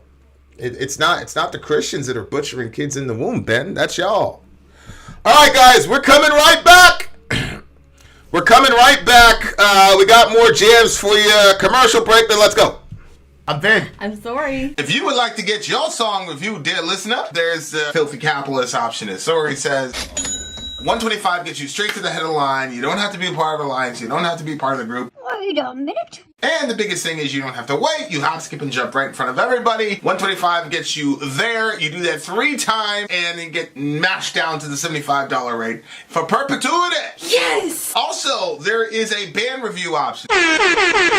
So if you've got a band and you're trying to get your band some exposure, hit me up at itsori@gmail.com, and I'll show you the details about how to pull You that can off. also jump on Patreon, and there is a option on the tiers to be able to get your band reviewed. Obviously, we can't lie to you, so we can't guarantee a positive review. Get what you get. It's just rubbish. Rubbish. Rubbish. That's British for garbage. My favorite is the community option. $1 at the gate gets you in at Patreon. You get to join an alliance. The alliance joins their points together, and that helps determine what songs that we do. The alliances hang out on Discord, Message me on Patreon to get the link. and they do all kinds of other cool things. They do Minecraft, Dungeons and Dragons. Yeah. It's really a community within the community. Anybody can go in the village. Facebook.com/Ben and Sori. There's 100 channel. What's cool about Discord is that it offers a real opportunity, connection, friendship, that type of thing. And it's Discord, so if you're not a Facebook person, it's for you. You start off at $1. Right. Plus you get exclusives. Sori and I are working on a song.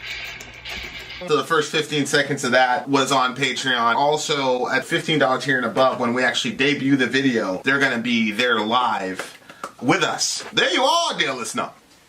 Buy our merch. Buy our merch, indeed. A child shall lead them. To buy our merch. Yes, sir, Bobbert. Vinny bought me Thai tonight. Yes. I love Thai. Yes. Okay, guys. We are... Yeah, we're doing a live stream right now. We've got Codeslammer in ridiculous fashion bought 10 songs for the village. Yes, sir, So there's been a voting system. The next song on our list is, would you say Alcest? Les Jarins de Munich? I think it's Alcest or Alcest. I don't really know. But it's one of those thingamajiggies. Okay, so Robert Johnson is the one that picked this song. That's Yes. like literally What? such a common sounding name. Wait, is the Robert stream all available Johnson. again? Okay. All you see on the page is a stream unavailable. Really? Here, Ben, for your viewing pleasure. Here you go, Ben. They're French. Alcest is a French band. So I guess I don't know how you're supposed to pronounce that. But Alcest are good according to the big homie, my big homie. What do you call it? Okay. You know who my big homie is. Which one? You get a lot of big homies. Yeah, but the biggest homie. You know who the biggest homie is. Perk? Perkunas. Oh, okay. Perkunas. I mean, I think that of all the people on the channel, from what I've seen, you and Perk would be like... Homies? Yes. Yeah. For like your intellectual conversations. Yes, I agree with that. Well, Perk and Benji. Ben Webb. Ben Webb is my, what do you call it? I feel like that Ben is the contrarian for it. He'll like agree and argue and whatever, but like if you're just gonna have like a chill evening where you guys are just swapping if I facts. say something about capitalism, Ben will have the actual this and this happen. I'll be like, yeah, what Ben said. Okay. Alcest. Shout out to XBM. XBM's in the house. Alcest. Les Jardines de what? De minutes. Amy, we're gonna love this song. De minutes. Vin will or I will. There's a difference. Who said that? Amy Lee forever. Yes. You're the littlest homie, Cassia. Aw, 5'2". How adorable. I would hug you just because you're small. You did that, what do you call that, from that show? Oh my goodness. You really love that girl from that show. See, you'd be friends with her. Oh, I would. I don't know if you could have a deep friendship with her, but No, you can't. The type of people that I like are not people that I could have a deep friendship with. that's probably on purpose. That's probably a defense mechanism. No, because I was going to be a friend with, That's true. and that wasn't surfacey. Okay, Alcest is She the name didn't have of that personality either. The title means Midnight Gardens. All right, guys, here we go. Ooh, Midnight Gardens. Let's do it.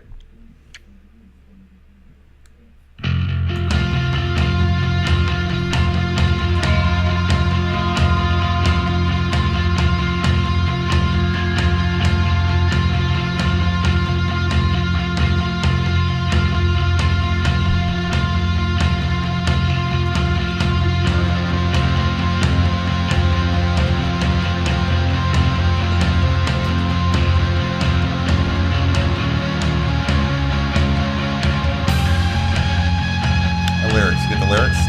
Trying.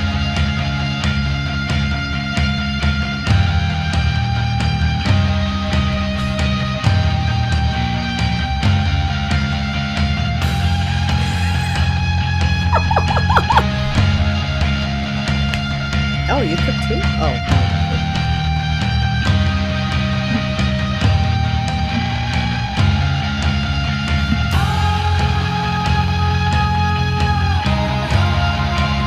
Wow.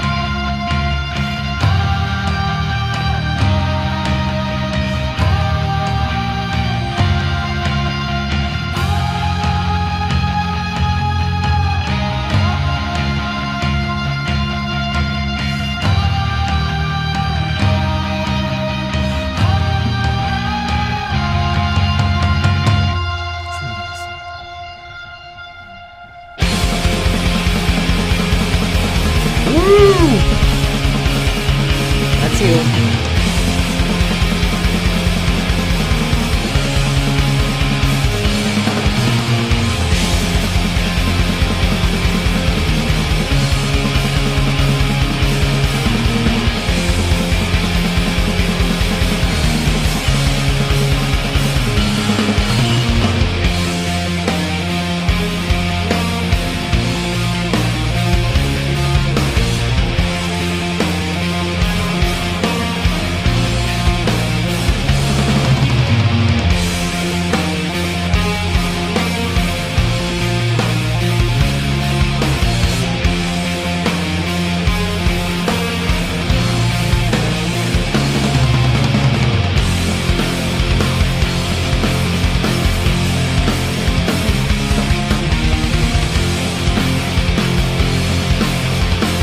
Love the guitar work here, boys.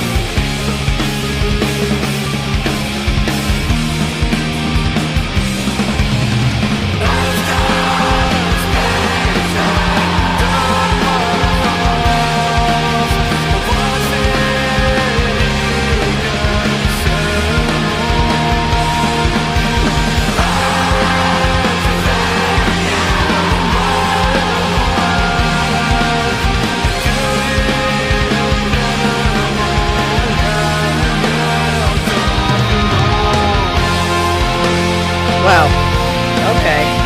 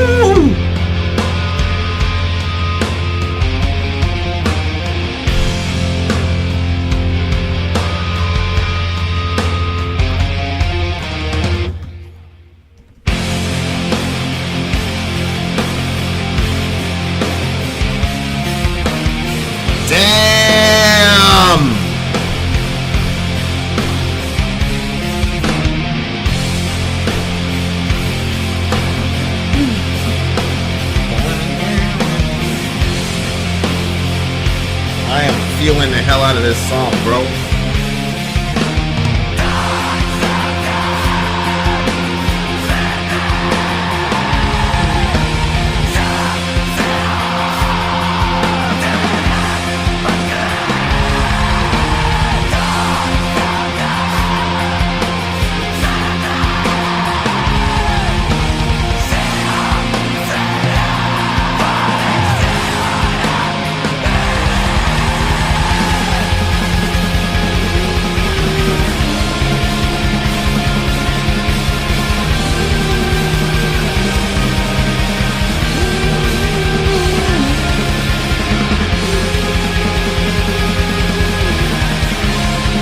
Damn.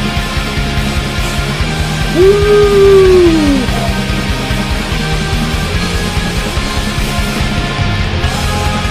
Damn.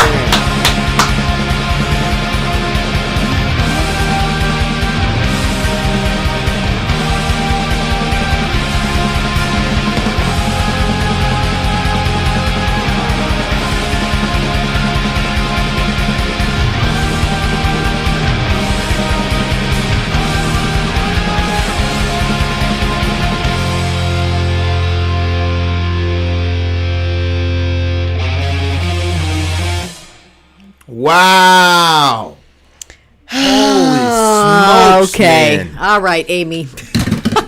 Amy Lee forever. She's like, She said, this is going to be the favorite one of the night. She said we were both going to love it. You do know an awful lot about the both of us. Don't know us. How does this work? Okay. I really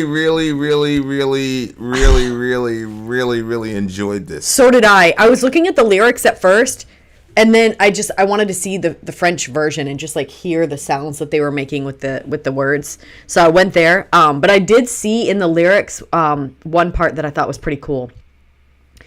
When he said, Jojo Swoon says, genuine question. Do you ever feel like as Christians and given Christian history of colonizing pagans and stealing their holidays that you perhaps shouldn't enjoy pagan content? That doesn't, no, not at all. Any more than, look, as we've said, when you look at the Viking stuff and all that, the Vikings were also colonizers who raped and pillaged and all that shit.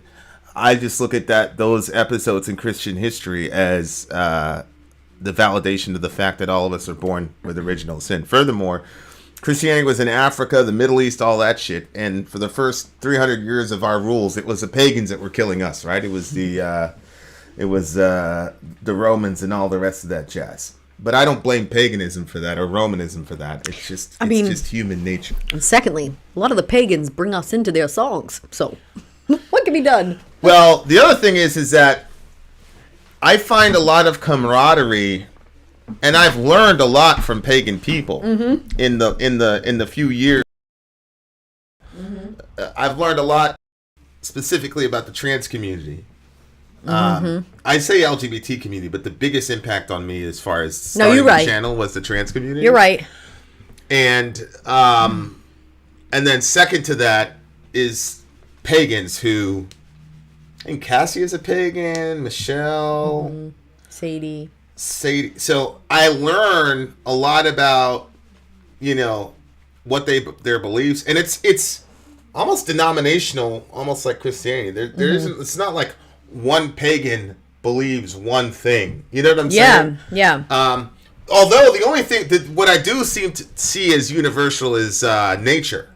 It seems that it seems to me that the pagans have a higher, I don't want to say respect, reverence, maybe. My thing is, connection. The pagans, is the word, the pagans don't fear connecting with nature. Religious people get afraid of it. Like they think somehow that by connecting with nature, it's gonna like supersede their connection to God or something. Like that's I don't know. That's a Western Americanized weird version of Christianity that we became a part of, but I'm not sure that that's universal. Yeah, but I don't. Yes, I think that. Yes, I agree. Like but I don't feel that way. Like I connect with nature, and I always have. Well, yeah, I had to keep it in. You're the most pagan Christian I know. You are the most pagan. You're like a child. You're like a child of the earth. You're like a. And honestly, it's honestly like when I think about like Michelle and all these other people, like, and then I hear them talking about nature and things like that. I just picture you out in the woods most of the time. That's so funny. So there was like this. It was to condemn Halloween, really. But they brought the pagans into the druids and stuff like that. And like you saw them doing this ritual in the woods with like, they had tied these, really, honestly, it did look a little bit ridiculous because it was big oak leaves. So they were huge. Like it didn't even look like what you traditionally think of when you picture it. So they had these things wrapped around their heads. I'm pretty sure they were just like in white, long things, no undergarments, nothing, just like regular. You know what I mean? Like they were just trying to be as earthy as they could. Anyway, so they were doing this thing where they had like something connected in the middle and it made all these strings that came off it and everybody had their own and they were going around in a circle all together. And I remember that when I first saw it, like I did think that it was supposed to be bad and that's what they were trying to tell us. But I did feel a certain connection to their connection to nature, although I didn't want to be one of them. But I did feel like... I can't explain it. So I don't know. But that's what gets expressed in a lot of their art. I don't know if Alcest I love it. or Alcest. I don't know if they're pagan, but a lot of the stuff gets expressed in their art, which I think is missing from a lot of Western Christianity. That connection to nature. You definitely see it in the Bible, where it's almost impossible for the psalmist to not... There's not one psalm, I don't think, that doesn't say something about nature in its relationship to not just God, but into them and their connection to it. And obviously being in the land was so important to them, which is, being in the earth itself. Yeah. That's why that guy you were playing the other night, I really liked his stuff. Yes. Because he was doing that. He was getting us back into the dirt. He was. And... So this weird, Perk probably knew, this weird iteration of Christianity where people are scared to death of the earth is strange to me. There is a path fading mass at the edge. Wait, please let me read it. Okay, go ahead. I really liked it. There is a path fading mask at the edge of the silver cypresses. Tonight I will let the bewitching sirens and the stars lead me there with their sad singing. Ha! I can't tell you how much I loved those lines. I know. Oh my gosh. And the thing is, it was written in another language. And a lot of times when it gets translated, it loses the beauty. And you have to kind of sort of, you kind of have to pour beauty into the words because you have to understand that it was originally spoken in another language. But this one, when I read that part, I was like, oh my gosh. And then my non-human parts, which I think was a little bit of a weird translation. That's what I'm saying. That part is probably a loss in translation. Yeah, for sure. My non-human parts mix with the heart of the sleeping blue water. But I totally understood what they meant, and I just really, really, really like that. Like that whole, when something like, there's something about your soul or your spirit that you just sense that it feels deeper than who you are, like in your body. And so when that part of you connects to music or art or nature, it's just specifically nature and music for me. Like I love art too. I connect to art too, but not in the same way that like just raw nature or the beauty of voices is. So I'm like, man, in the Midnight Gardens where time has stopped, like those moments. Oh, you missed that. Mixed with the heart of the sleeping blue water. I said that. Like where you connect with something. The sleeping blue water was the nature to me, like that. I missed that part. Yeah. But that part is crazy to me. That's such a. You know, when I was in Florida and we had real oceans. Not these ponds. I swear to God, bro. There's like a pond here, right? Like it's literally called Rank Pond. So yeah, they weren't trying to make it something it wasn't. Before I went to this horrible place, people were like, "Oh, we're gonna go to the beach. We're going to the beach." I'm like, "There's a beach?" They're like, "Yeah, there's a beach. There's a beach." I'm like, everybody "All right, calls cool. it the beach. Let's go to the beach." Everybody calls it the beach. Yeah. So I stroll up. I'm like, "Yeah, turn up. We go on the beach." Are you serious, baby? Yeah, of course. Because I'm like, oh. So I turn in, guys. All right, I turn in the place. It says Rank Pond. I'm like, I knew there's a problem there. And I go there. It's a fucking pond, guys. Right-handed guy. Lily It's a pads, slime. pond. That was like, it was horrible. There was a lifeguard there. I'm like, why are you even here, bro? Why are you here? Ridiculous. Horrible place. But anyway, they make a lot of money over there, I think. But anyway, there's this documentary called My Octopus Teacher. I think is the name of it's called My Octopus. You guys should see it. I would actually do a watch along with that thing because it's so amazing. Oh, let's do it. But it's this guy, and he develops this relationship with this octopus. But prior to that, I don't know what it's called, but it's the ocean, but it's like a specific part of the ocean that's like cut off from all the other parts of the ocean. It's very hard to explain. I don't know what it is. Perk or Ben might know. A cove? It might be. I don't know. He called it so. And the guy is also, I think he's Australian. Mm-hmm. Or he's something. I don't know. New Zealand. Yeah, he's from the guy's from New Zealand. If Jambi was here, he would know. But the guy goes into it's just amazing him going underwater in this ocean, and the ocean is crazy. He basically says you have to get under it, then you'll be safe. But if you're at the top of it, you know, the rocks and everything. But it's unbelievable, like how it's like you don't belong there as a human organism, like scientifically speaking, but simultaneous to that, it was this weird thing where everybody basically accepted him. There were sharks there. He was swimming with sharks. Like, they were, and he was kind of like, by himself. He was snorkeling or whatever. And he had to develop this relationship with this squid. And I know, it sounds ridiculous. I know he had a relationship with a squid. And I mean, the first time I saw the trailer. I don't think it sounds ridiculous I saw a trailer like 3 or 4 years ago. This is some dumb shit. I was surprised you watched it. Yeah, it was like 5, 6 o'clock. Oh, I know, but I was still surprised that you watched it. I was like, yeah, I would have watched that with you. I said, what is wrong with these people? But I mean, it was cycle of life, man. It was unbelievably beautiful. Every time you explained that documentary, I think you are so cute because I didn't know that you had that side of you. Although, neither did I. So there was a dog that we used to have, and well, you had the dog, like he would always be like that. He didn't like animals, he didn't like dogs or whatever. And I showed up. This is like before we were together. I think I was your nanny at the time. I don't know what you're talking about, but yeah. go ahead. So I showed up, and this dog was in bed with Vinny.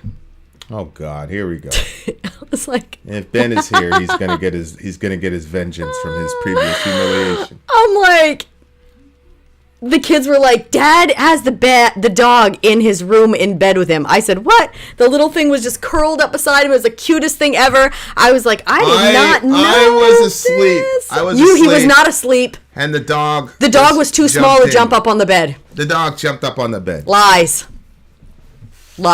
Anyway, the sleeping blue water, whatever. That's what I thought of when I was looking at that, because it's unbelievable. In the midnight gardens where time has stopped. What's the other thing too is that, like, he was talking about, there was obviously vegetation in I think it's an estuary, as what's his face was saying. Oh.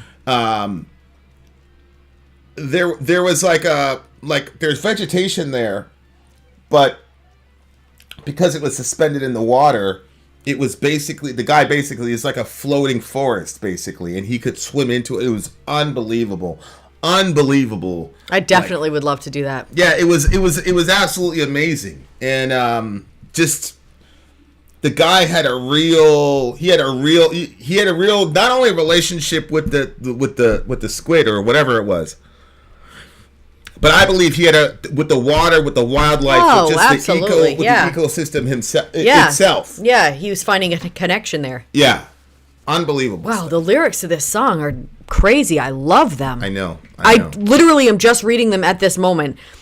Right when you were saying that, spiritual instinct, give me the strength to embrace the harshness of this world. Waking dreams, give me the courage to fully welcome light as much as darkness.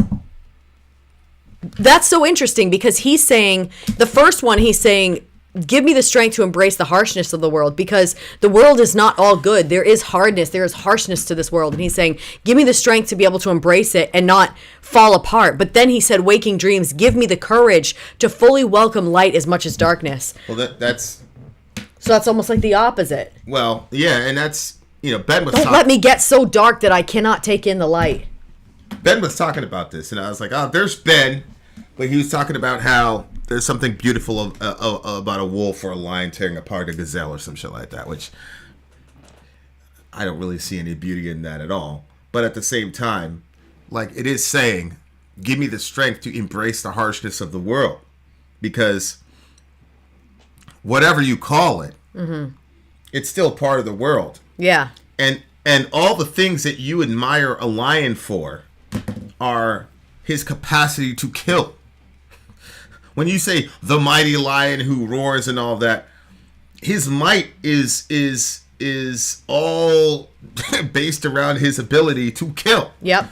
So in that sense, you have to concede that. But on the other hand, what's interesting is when a person is a nihilist, they go, I'm not being a nihilist, I'm being a realist, right? He's a person who's like a hyper pessimist.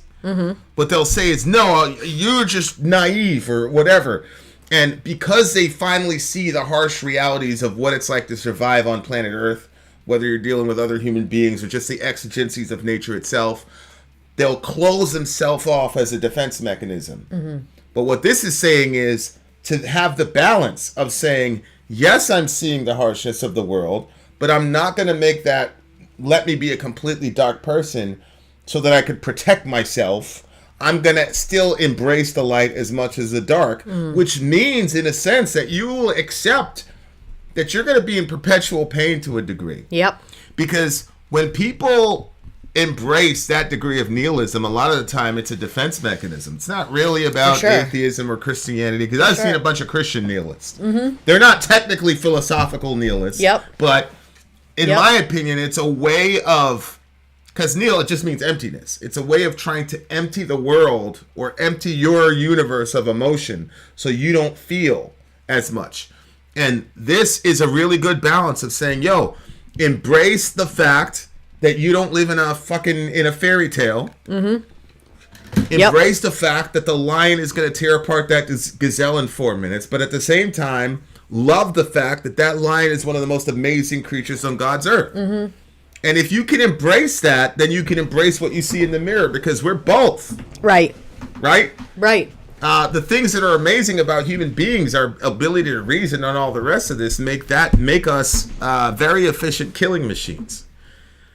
And if you don't want to kill human beings, fine, you're still going to kill animals. If you don't want to kill animals, you're still going to kill plants. And, you know, I was just looking at Jainism a couple days ago. The Jains believe that plants are also equal in value to animals and humans. So it's very, you know, whatever. But you see what I'm saying? So it's a very, very balanced way to look at the world. I think is it's a very that's a crazy line.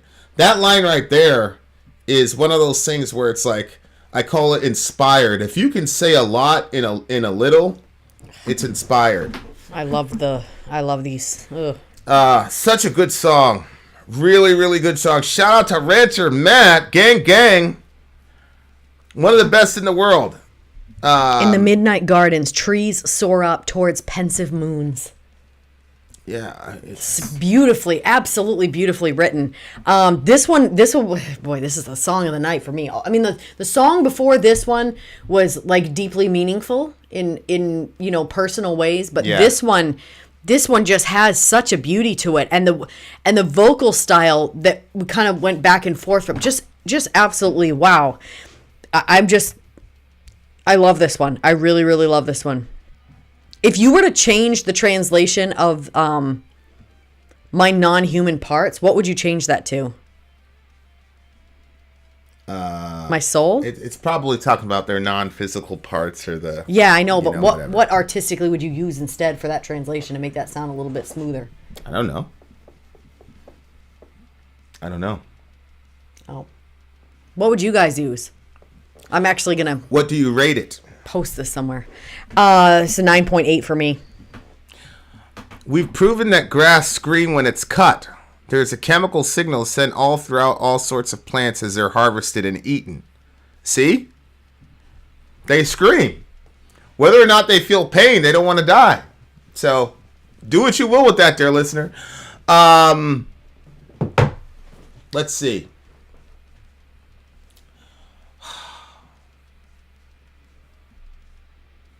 There.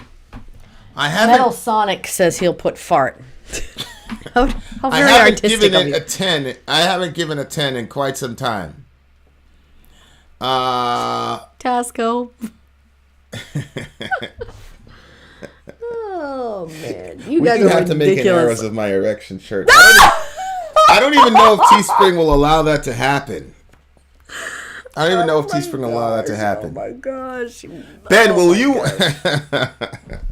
right, I'm going to give it a 9.9. I'm going to give it a 9.9. Okay, I'm not. I refuse to let you beat out my score. It's a 9.9 for me as well. Okay. This This is a song I'm going to listen to again. Good. There's some songs that I listen to that are really good and affecting. I'm like, I will never listen to that song again. But this is not one of them. Right.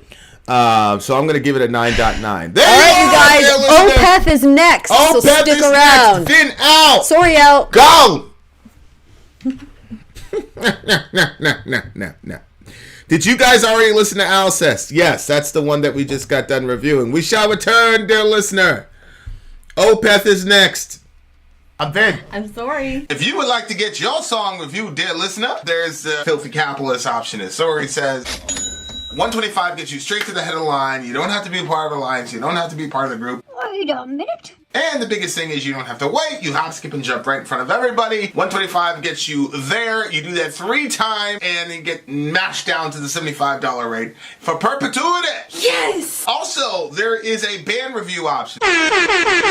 So if you've got a band and you're trying to get your band some exposure, hit me up at insori@gmail.com, and I'll show you the details about how to pull You that can off. also jump on Patreon, and there is a option on the tiers to be able to get your band reviewed. Obviously, we can't lie to you, so we can't guarantee, Can't a guarantee positive you review. A positive review. Get what you get. It's just rubbish. Rubbish. Rubbish. That's British for garbage. My favorite is the community option. $1 at the gate gets you in at Patreon. You get to join an alliance. The alliance joins their points together, and that helps determine what songs that we do. The alliances hang out on Discord, Message me on Patreon to get the link. and they do all kinds of other cool things. They do Minecraft. Dungeons and Dragons. Yeah. It's really a community within the community. Anybody can go in the village, facebook.com/Vin and Sori. There's 160,000+ people on the channel. What's cool about the Discord is that it offers a real opportunity for community connection, friendship, that type of thing. And it's on Discord, so if you're not a Facebook person, it's for you. You start off at $1. Right. Plus you get exclusives. Sori and I are working on a song. So the first 15 seconds of that was on Patreon. Also, at $15 tier and above, when we actually debut the video, they're going to be there live with us. There you are, dear listener. Buy our merch. Buy our merch indeed. A child shall lead them To buy our merch. Yes, dear listener. All right, Yes. you guys, up on our lineup tonight, Codeslammer Yes, has sir. bought 10 songs for the village, and the village has spoken. Opeth-Blackwater Park was... Blackwater Park. This was our 9th song. This one got the most ratings, except for the song that will be done after it. Second most requested, not the 9th most. I guess it depends on which way you're counting. The second most requested? Yeah, sure. Okay. So Opeth-Blackwater Park. Blackwater Park. Now, And guess who requested this song? I will tell you, beautiful people, because we're honest on this channel. I am not a fan of the band Opeth. I think the first sub 5 score I ever gave a band was Opeth. What was it? The Harlequin Forest. Harlequin Forest. Yep. Vinny didn't like that one. He felt it was way too long. Yeah, look, we don't give out scores, and we know how people want us to respond. I know how people want us to respond to stuff, but I'm sorry. As we even say in the commercial, can't guarantee you a positive review. So, having said that, I know you guys like Opeth, all the rest of it, but I will see. If it whatever. Hey, listen. Whatever I say about this song is what I really feel about this song. At least you'll know that. Okay. Okay. All right. Here we go. Blackwater Park. Tasco. Vin, you have bad Vin says taste. that every time and likes it every time except for Harlequin Forest. Vin, you have bad taste, that's all. Otherwise, you'd love Opeth. Don't read that out loud. Yeah. Oh, yeah. I had already planned that. Excellent. All right, here we go. Harlequin. Oh, wait a minute. This is from the big homie Trump. No, I'm just kidding. It's from Mr. Joe Biden. That's who requested it. Mr. Joe Biden. All right, let's go. Right up. May this song heal your mind. Oh, that's horrible. You shouldn't say that, honey. He's still the president.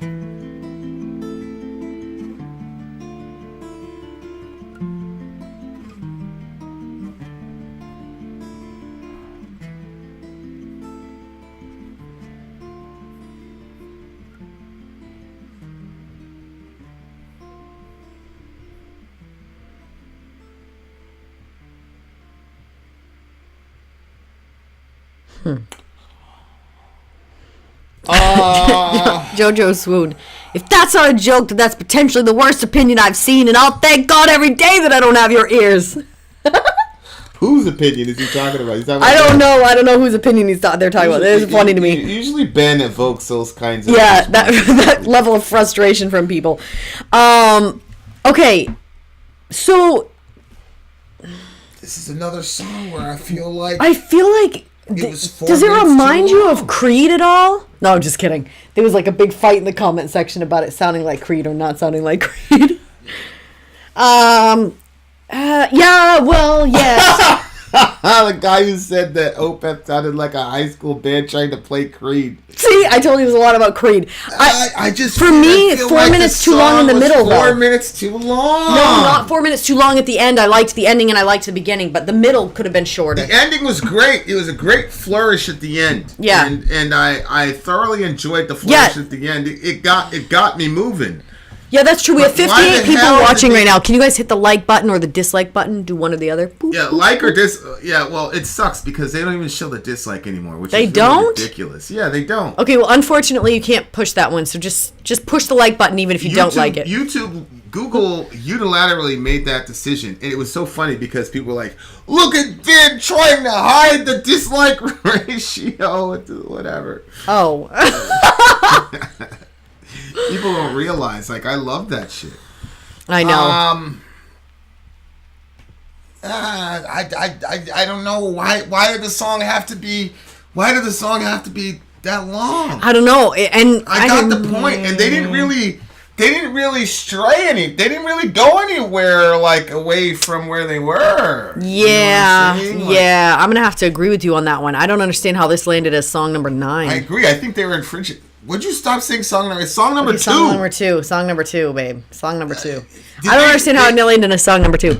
They put the whole record was done in Phrygian mode, so like, but this particular record, I mean, it didn't really. Yeah, this was like, it was kind of boring. It was boring. I felt bored. I don't want to say it was boring. I mean, there are the problem is that the parts that were exciting to me and moved me. They were too few and far between. Okay, yeah, that's probably what it is, and that's why I felt bored with it. The middle was just absolutely too long. No, I mean, I you know, and here's Tasco. Vin has no soul confirmed. I know it's confirmed. Yeah, I mean, I think that the topic was interesting. It's a topic that we've addressed on multiple occasions, it seems like, but confessor of the tragedies in man lurking in the core of all of us. It's that, that darkness that all of us have, the last dying call for the ever lost, brief encounters, bleeding pain. And then it seems like it's so weird because of that weird movie that we were watching last night, Old. Don't recommend it.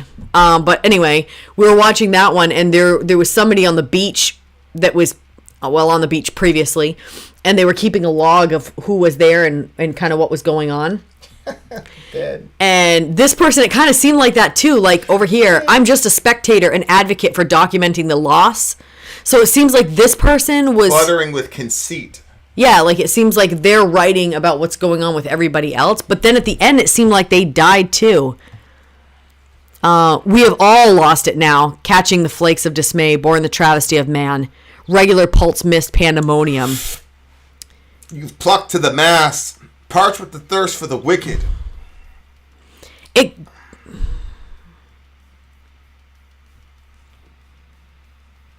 I don't know.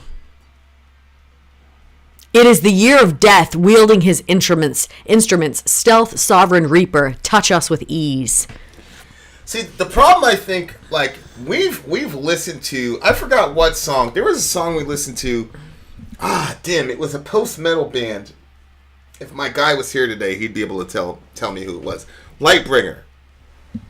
There was like a 13, 14, 15-minute Lightbringer song. And it was like, it was over for us. We thought it was like a 4-minute song. Oh, man, There's been a couple songs that were very long, but like, went all over the place. And it was just, it was just an immersive, amazing... Like if you do a song this long, like I feel like I don't know. I think that these guys are supremely talented guitarists. Yeah, I mean, I think you're these light guys. bearer. You mean Light bearer? I think light bringer, light bearer. lapsus, prelapsus. Yeah, there was one like 13, 14-minute song that felt like 5 or 6 minutes. Yeah, I know. I feel like too that Opeth fans have like they have a following. They have like their little cult following. I don't say little. I say little, but I mean I don't know how small or big it is. But they have their cult following, and I feel like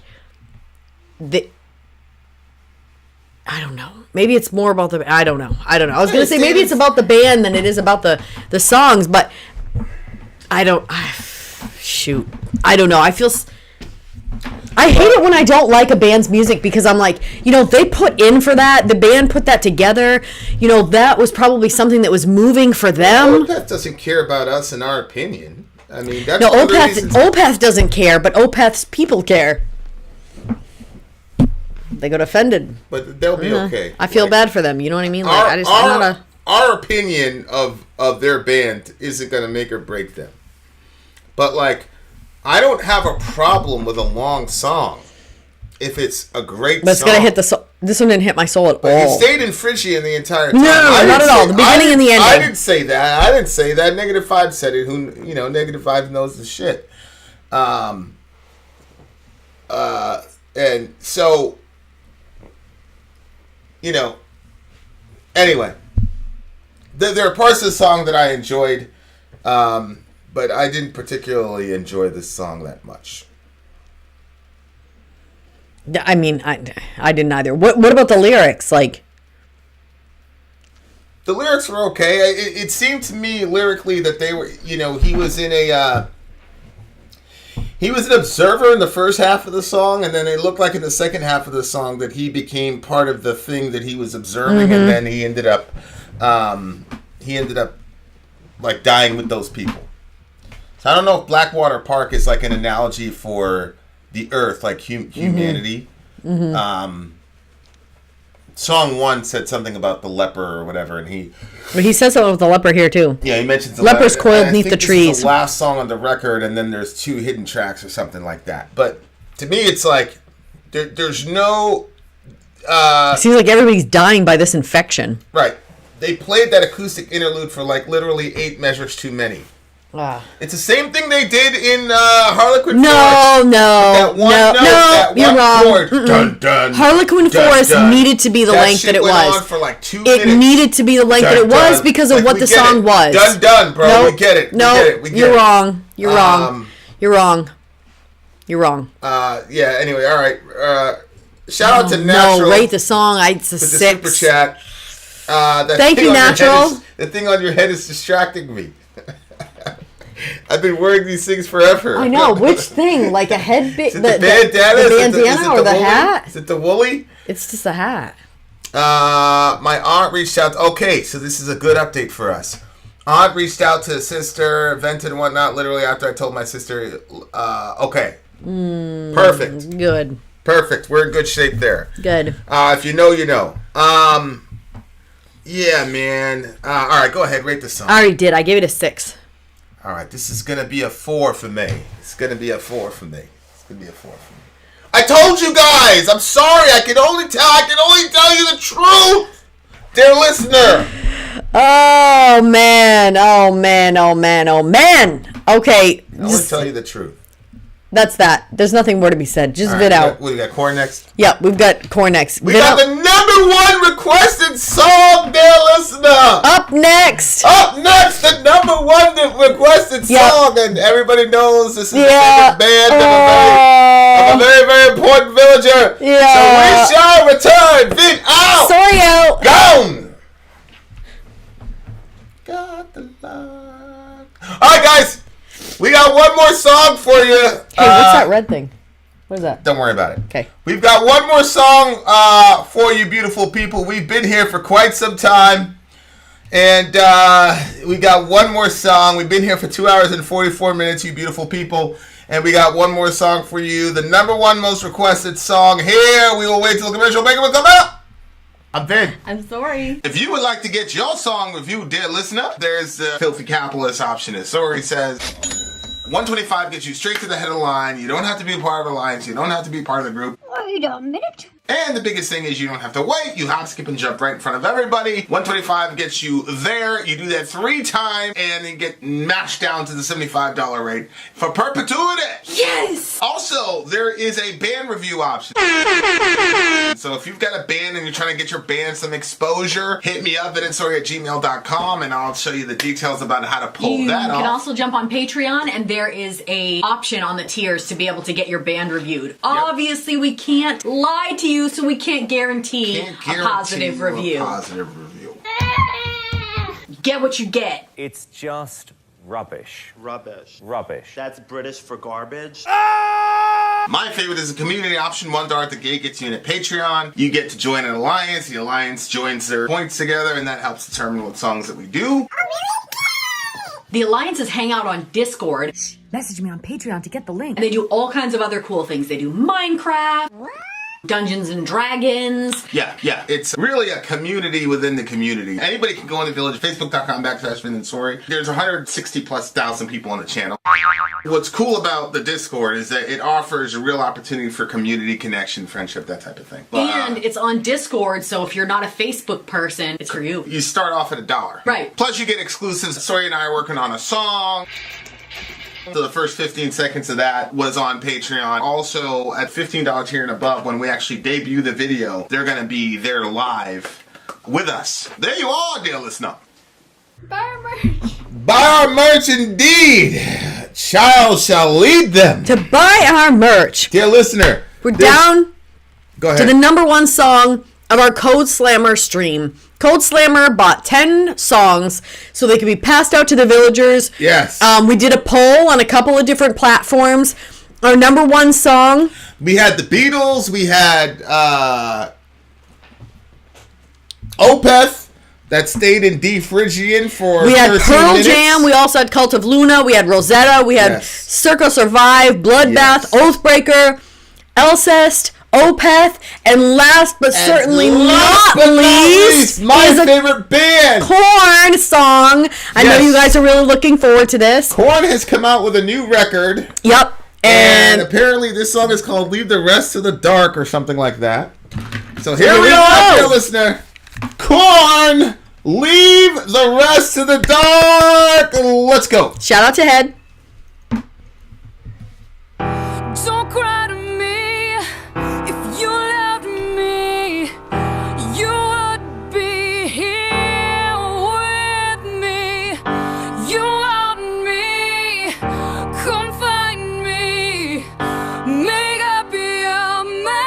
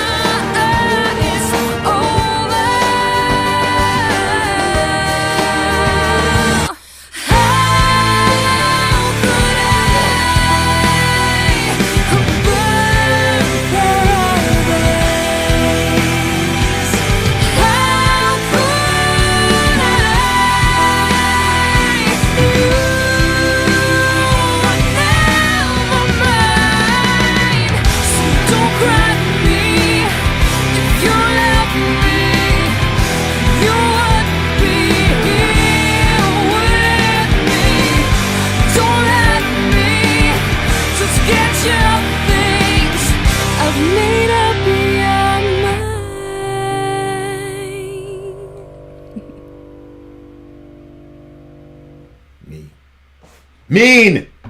Rude. That's your employees say rude. Rude. Shout out to Chloe. Yep. Shout out to Chloe.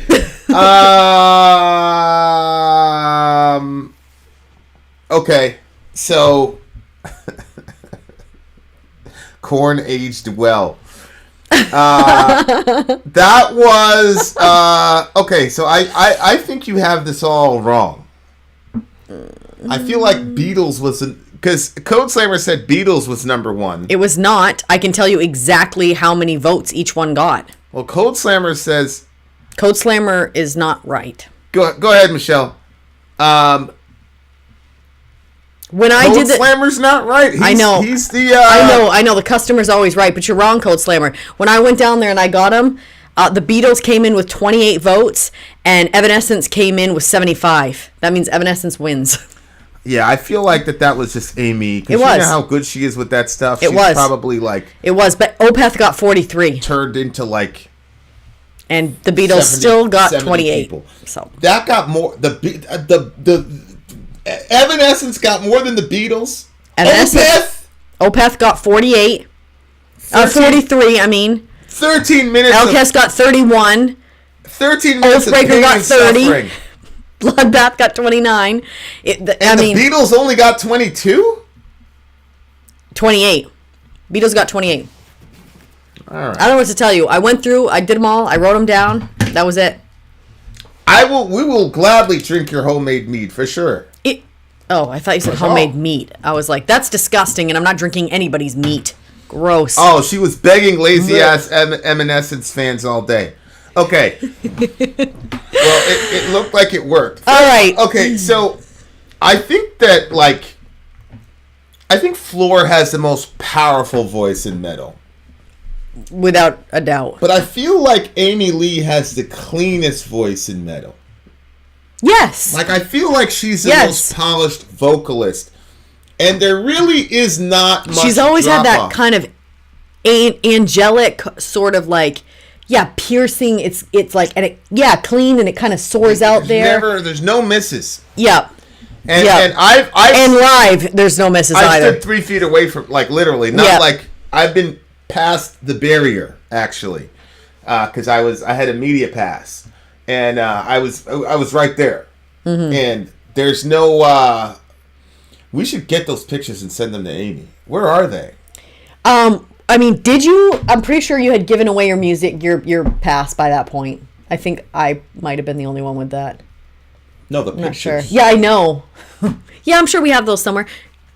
I don't know where though. Even if you give me the date, away my pass, it wouldn't matter. Well, no, you said said that you were like behind there but you wouldn't have been because that other girl. No, I was. That was day 3. I gave away my pass on day 1.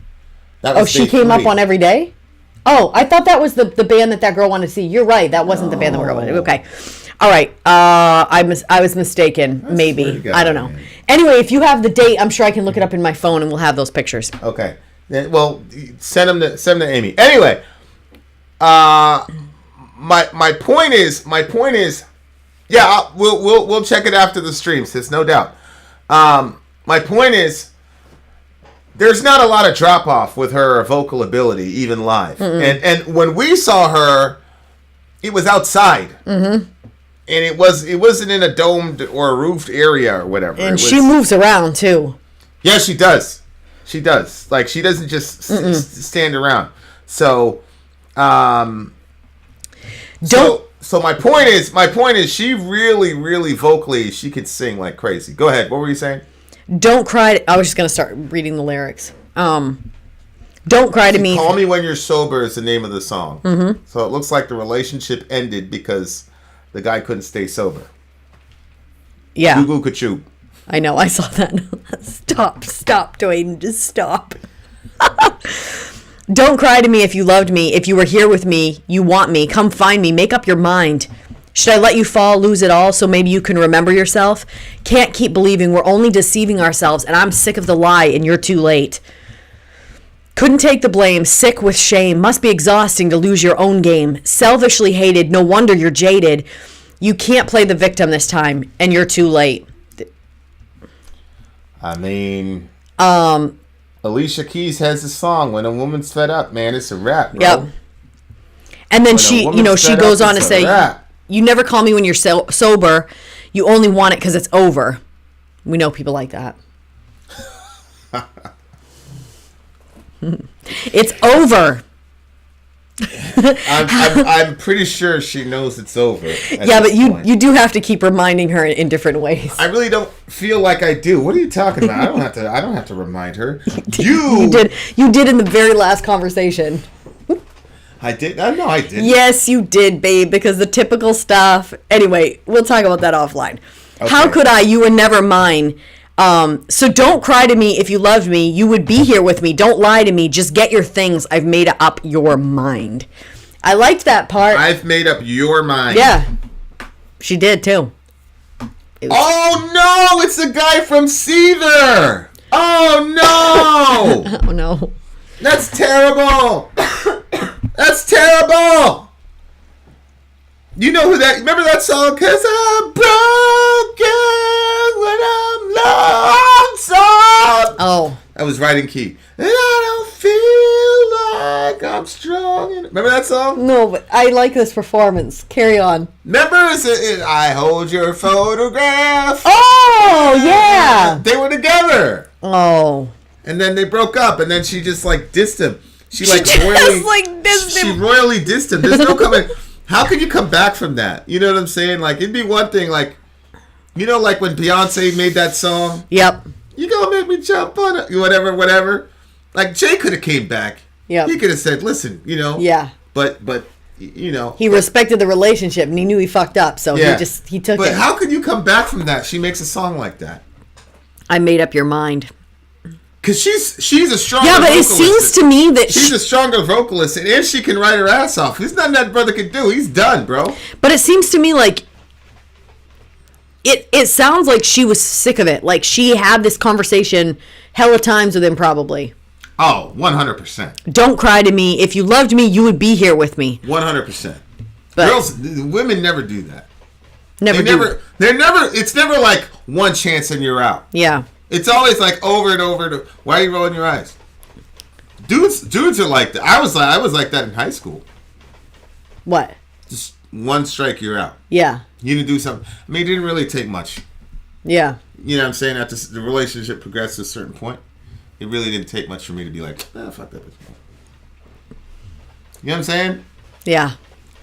What? Why do you care? We weren't even around each other at that time. Well, you know, like Ridiculous. No, I know, I know it's ridiculous a little bit, but at the same time, I'm like, wow, like, at what point did you change?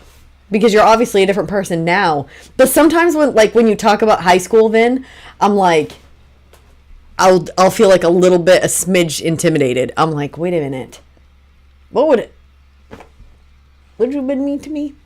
What do you mean? Would I have been mean to you? Nah. You'd have been the exception. Yeah, but that's I told you that a million times. Yeah, I know. I told you that a million times. Plus, you were a different person back then. You weren't all like, you know, What? domesticated by evangelical bullshit. You know what I'm saying? You were crazy as fuck in high school, so it would have been wonderful. Yeah, I guess. It'd have been wonderful. You would have had a hard time with all the, you know, the gang shit and all that shit. But I would have. That's true. other than that, you'd have been cool. Okay. Should I let you lose it all so maybe you can remember yourself? I don't know. It just kind of sounds Exactly, as JoJo said, shouldn't you be glorified to be the exception? I should be, but I'm always like, I don't know. I don't know how to. I don't know. Like, what? that seems too good to be true. You've said it a bazillion times, right? Because I haven't demonstrated that you've. No, you have. You've demonstrated it a bunch of times. But then in the reviews, when a song comes up, you'll be like, women should never, you know, oh, this is a terrible messaging. She thinks that she's going to be able to, you know, change this guy. Yeah, women. And then I'm like, well. You can't change it, dude. You know. But you just said that you were one way and then. It's very rare. Oh! Oh, okay. You know what I'm saying? But I tell the. But see, we can't use our relationship as the standards for anything. No, yeah, that's true. Really, you can't. No, that wouldn't be fair. It's too. You know what I'm saying? Mm-hmm.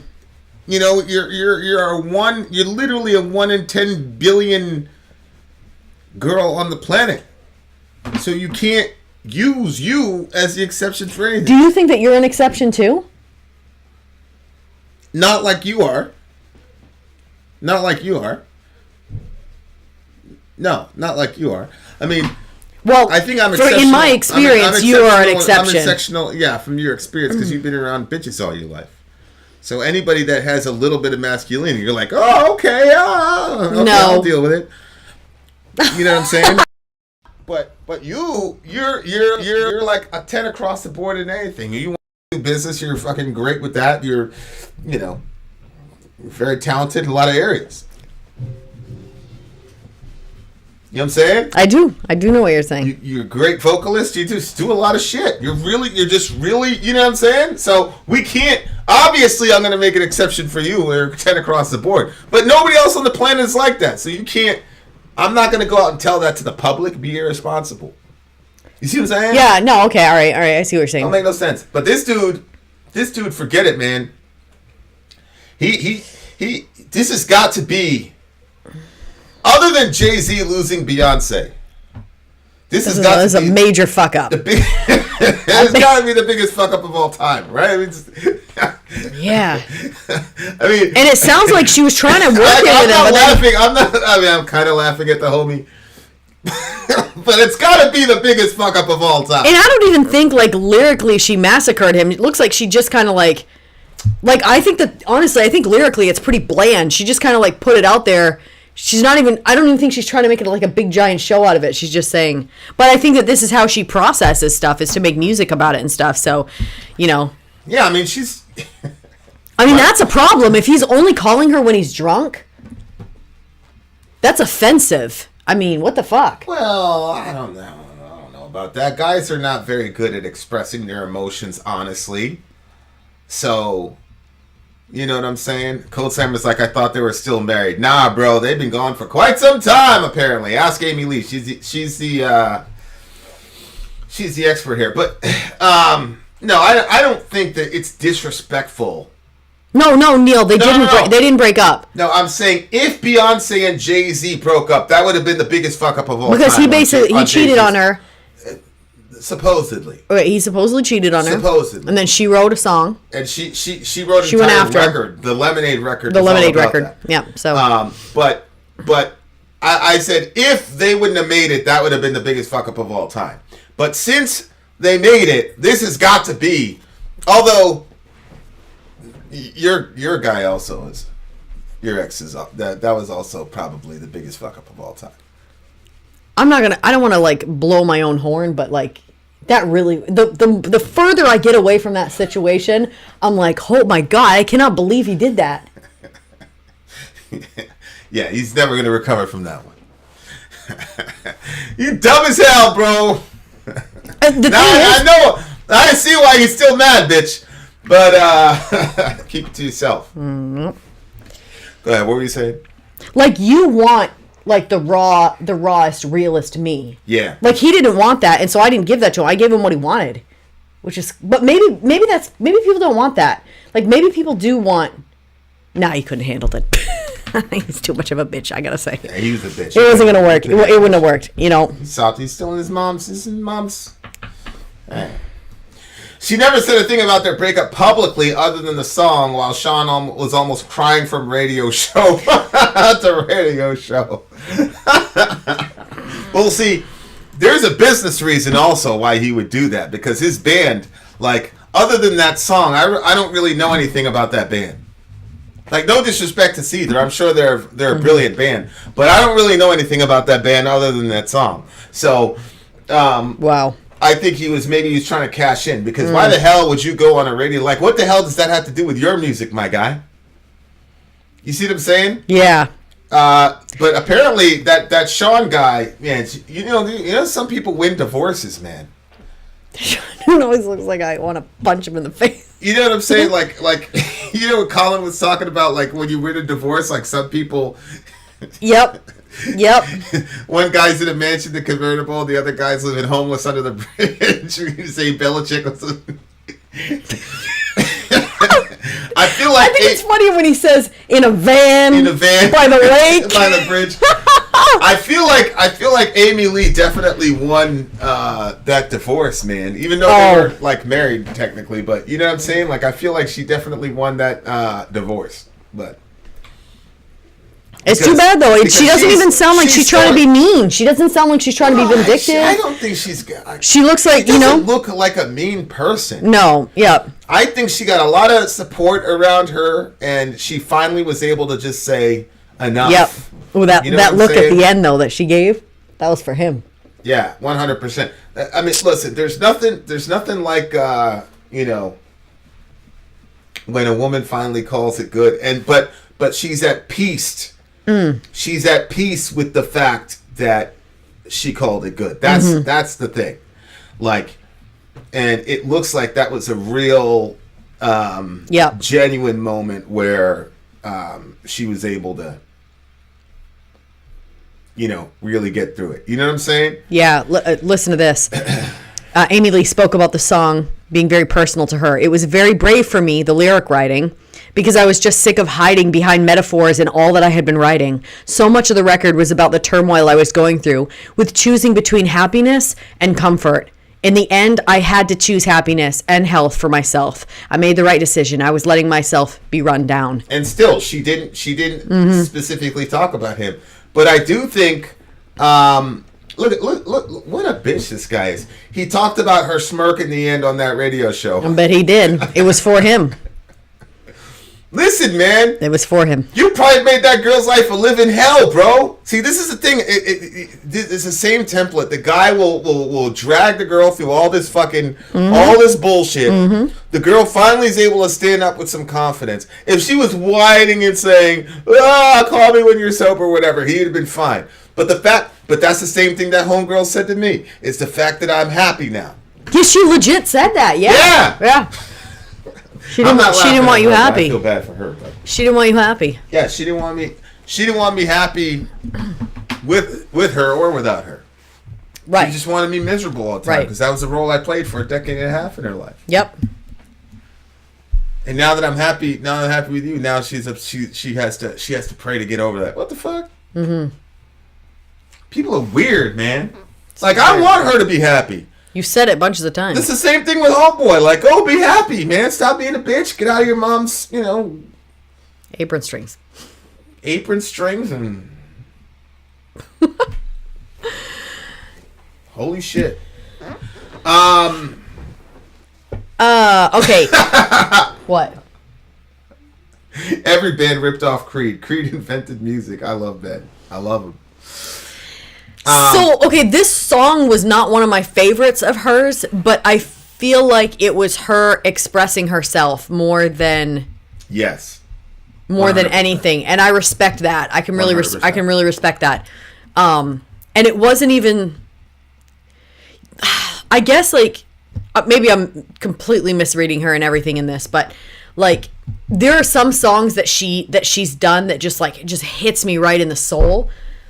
And this one doesn't, which makes me feel even more like it was a step for her and not like a deep artistic expression. It was a step for her. You don't know what it's like. I'm probably going to rate this higher than you because I know what it's like to deal with bullshit for years. I don't know how long she had to deal with it, but I know what it's like to deal with an abusive, horrible person for years. I don't want to say horrible person with issues or whatever that they have to get over. Because I truly don't think that, as far as me and her's relationship, she was a horrible person. I just think that, she had, whatever. But anyway, but you didn't deal with that shit for years. You know what I'm saying? There were elements that... Right. There were little things like, across the, on the periphery. Mm-hmm. And there were some things that I was dealing with. She dealt with it for 3 to 4 years. Holy smokes. But I dealt with that 5 times the amount, Amy. So it hits lyrically and even sonically, I'm glad visually I got to see this. I'm glad we got to see. I mean, you guys are never going to see this again on YouTube because it got blocked twice, and there was no way they're going to release it. But because we watched the but it's a hell of a thing when you really finally. I remember when she left, and you know, she left a bunch of times, and I would always chase her and chase her and chase her and chase her, come back and literally chase her and. You know, different states or whatever. Yeah. I remember like when she left, and I remember that first night, and you know, it's pandemonium with the kids. Is like an atomic bomb went off, and I remember being so tempted to just like pick up the phone and be like, "Yo," and jump in the car and drive because I knew where she was. You know what I'm saying? Like, and I remember not doing it. I remember how hard it was to not do it. And, you know, over time, it got a little bit easier. And then, you know, she made decisions for both of us, I guess you could say, that kind of solidified it. You know what I'm saying? But I remember the night when I was like, there was a specific night where I was like, no, man, that's it. And that's when I took off my ring, you know, and it was weird because a couple of people were like, yo, you know, like, because there was a group of people that were just in my life like 24/7, and like they're like, "Are you okay?" I'm like, "What?" And I had no idea what they were talking about. She pointed to my hand. Who? Oh. And she pointed to my hand. She's like, "Are you okay?" And I was like, "Yeah." And I think she thought I was pretending, but I was like legit okay. Like for the first time in probably 15 years. You know what I'm saying? So. Anyway, it is what it is. So it's She would have married you for sure. You say that, I don't think she would have. Yeah, she would have.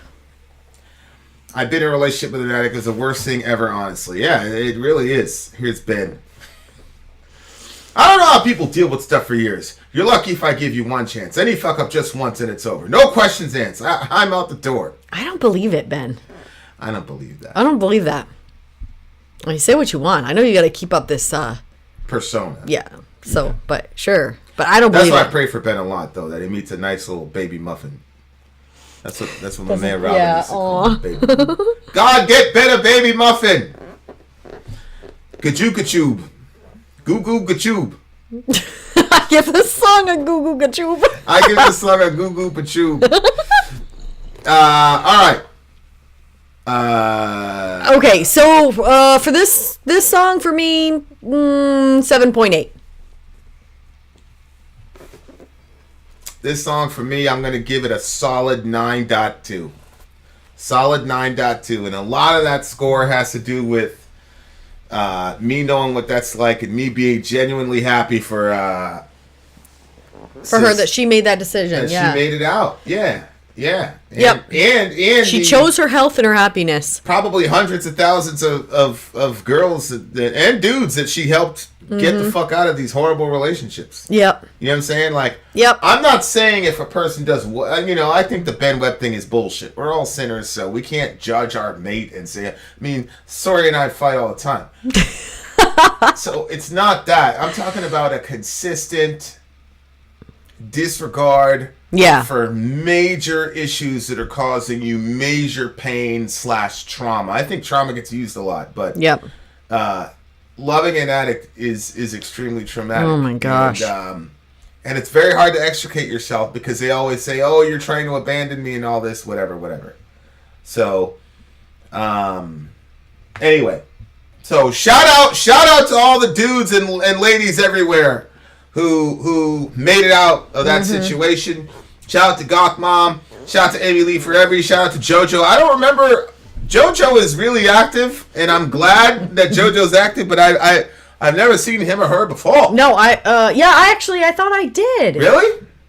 JoJo, have you been around before? I thought for sure I saw the name JoJo because it reminded me there was a girl I used to go to school with. Her name was JJ, and I thought that was such a cool name. And I am new.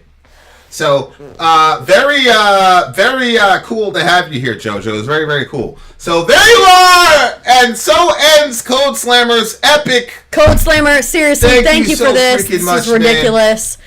That was really, really good. Send me your shirt size, and we're gonna send you a shirt. Gotta send Codeslammer a shirt. Look at that. your size, your address, your phone number, all that stuff, so I can. Gang. And whatever your mailing name is. Gang. Perkinos in the house. My brother from another mother. We are out of here, ladies and gents. Davey J in the house. Codeslammer, what did I do? You know what you did, Codeslammer. Oh, boy. I got a friend that talks like, you know what you did. You know what you did. All right, guys. Then out. Sori out.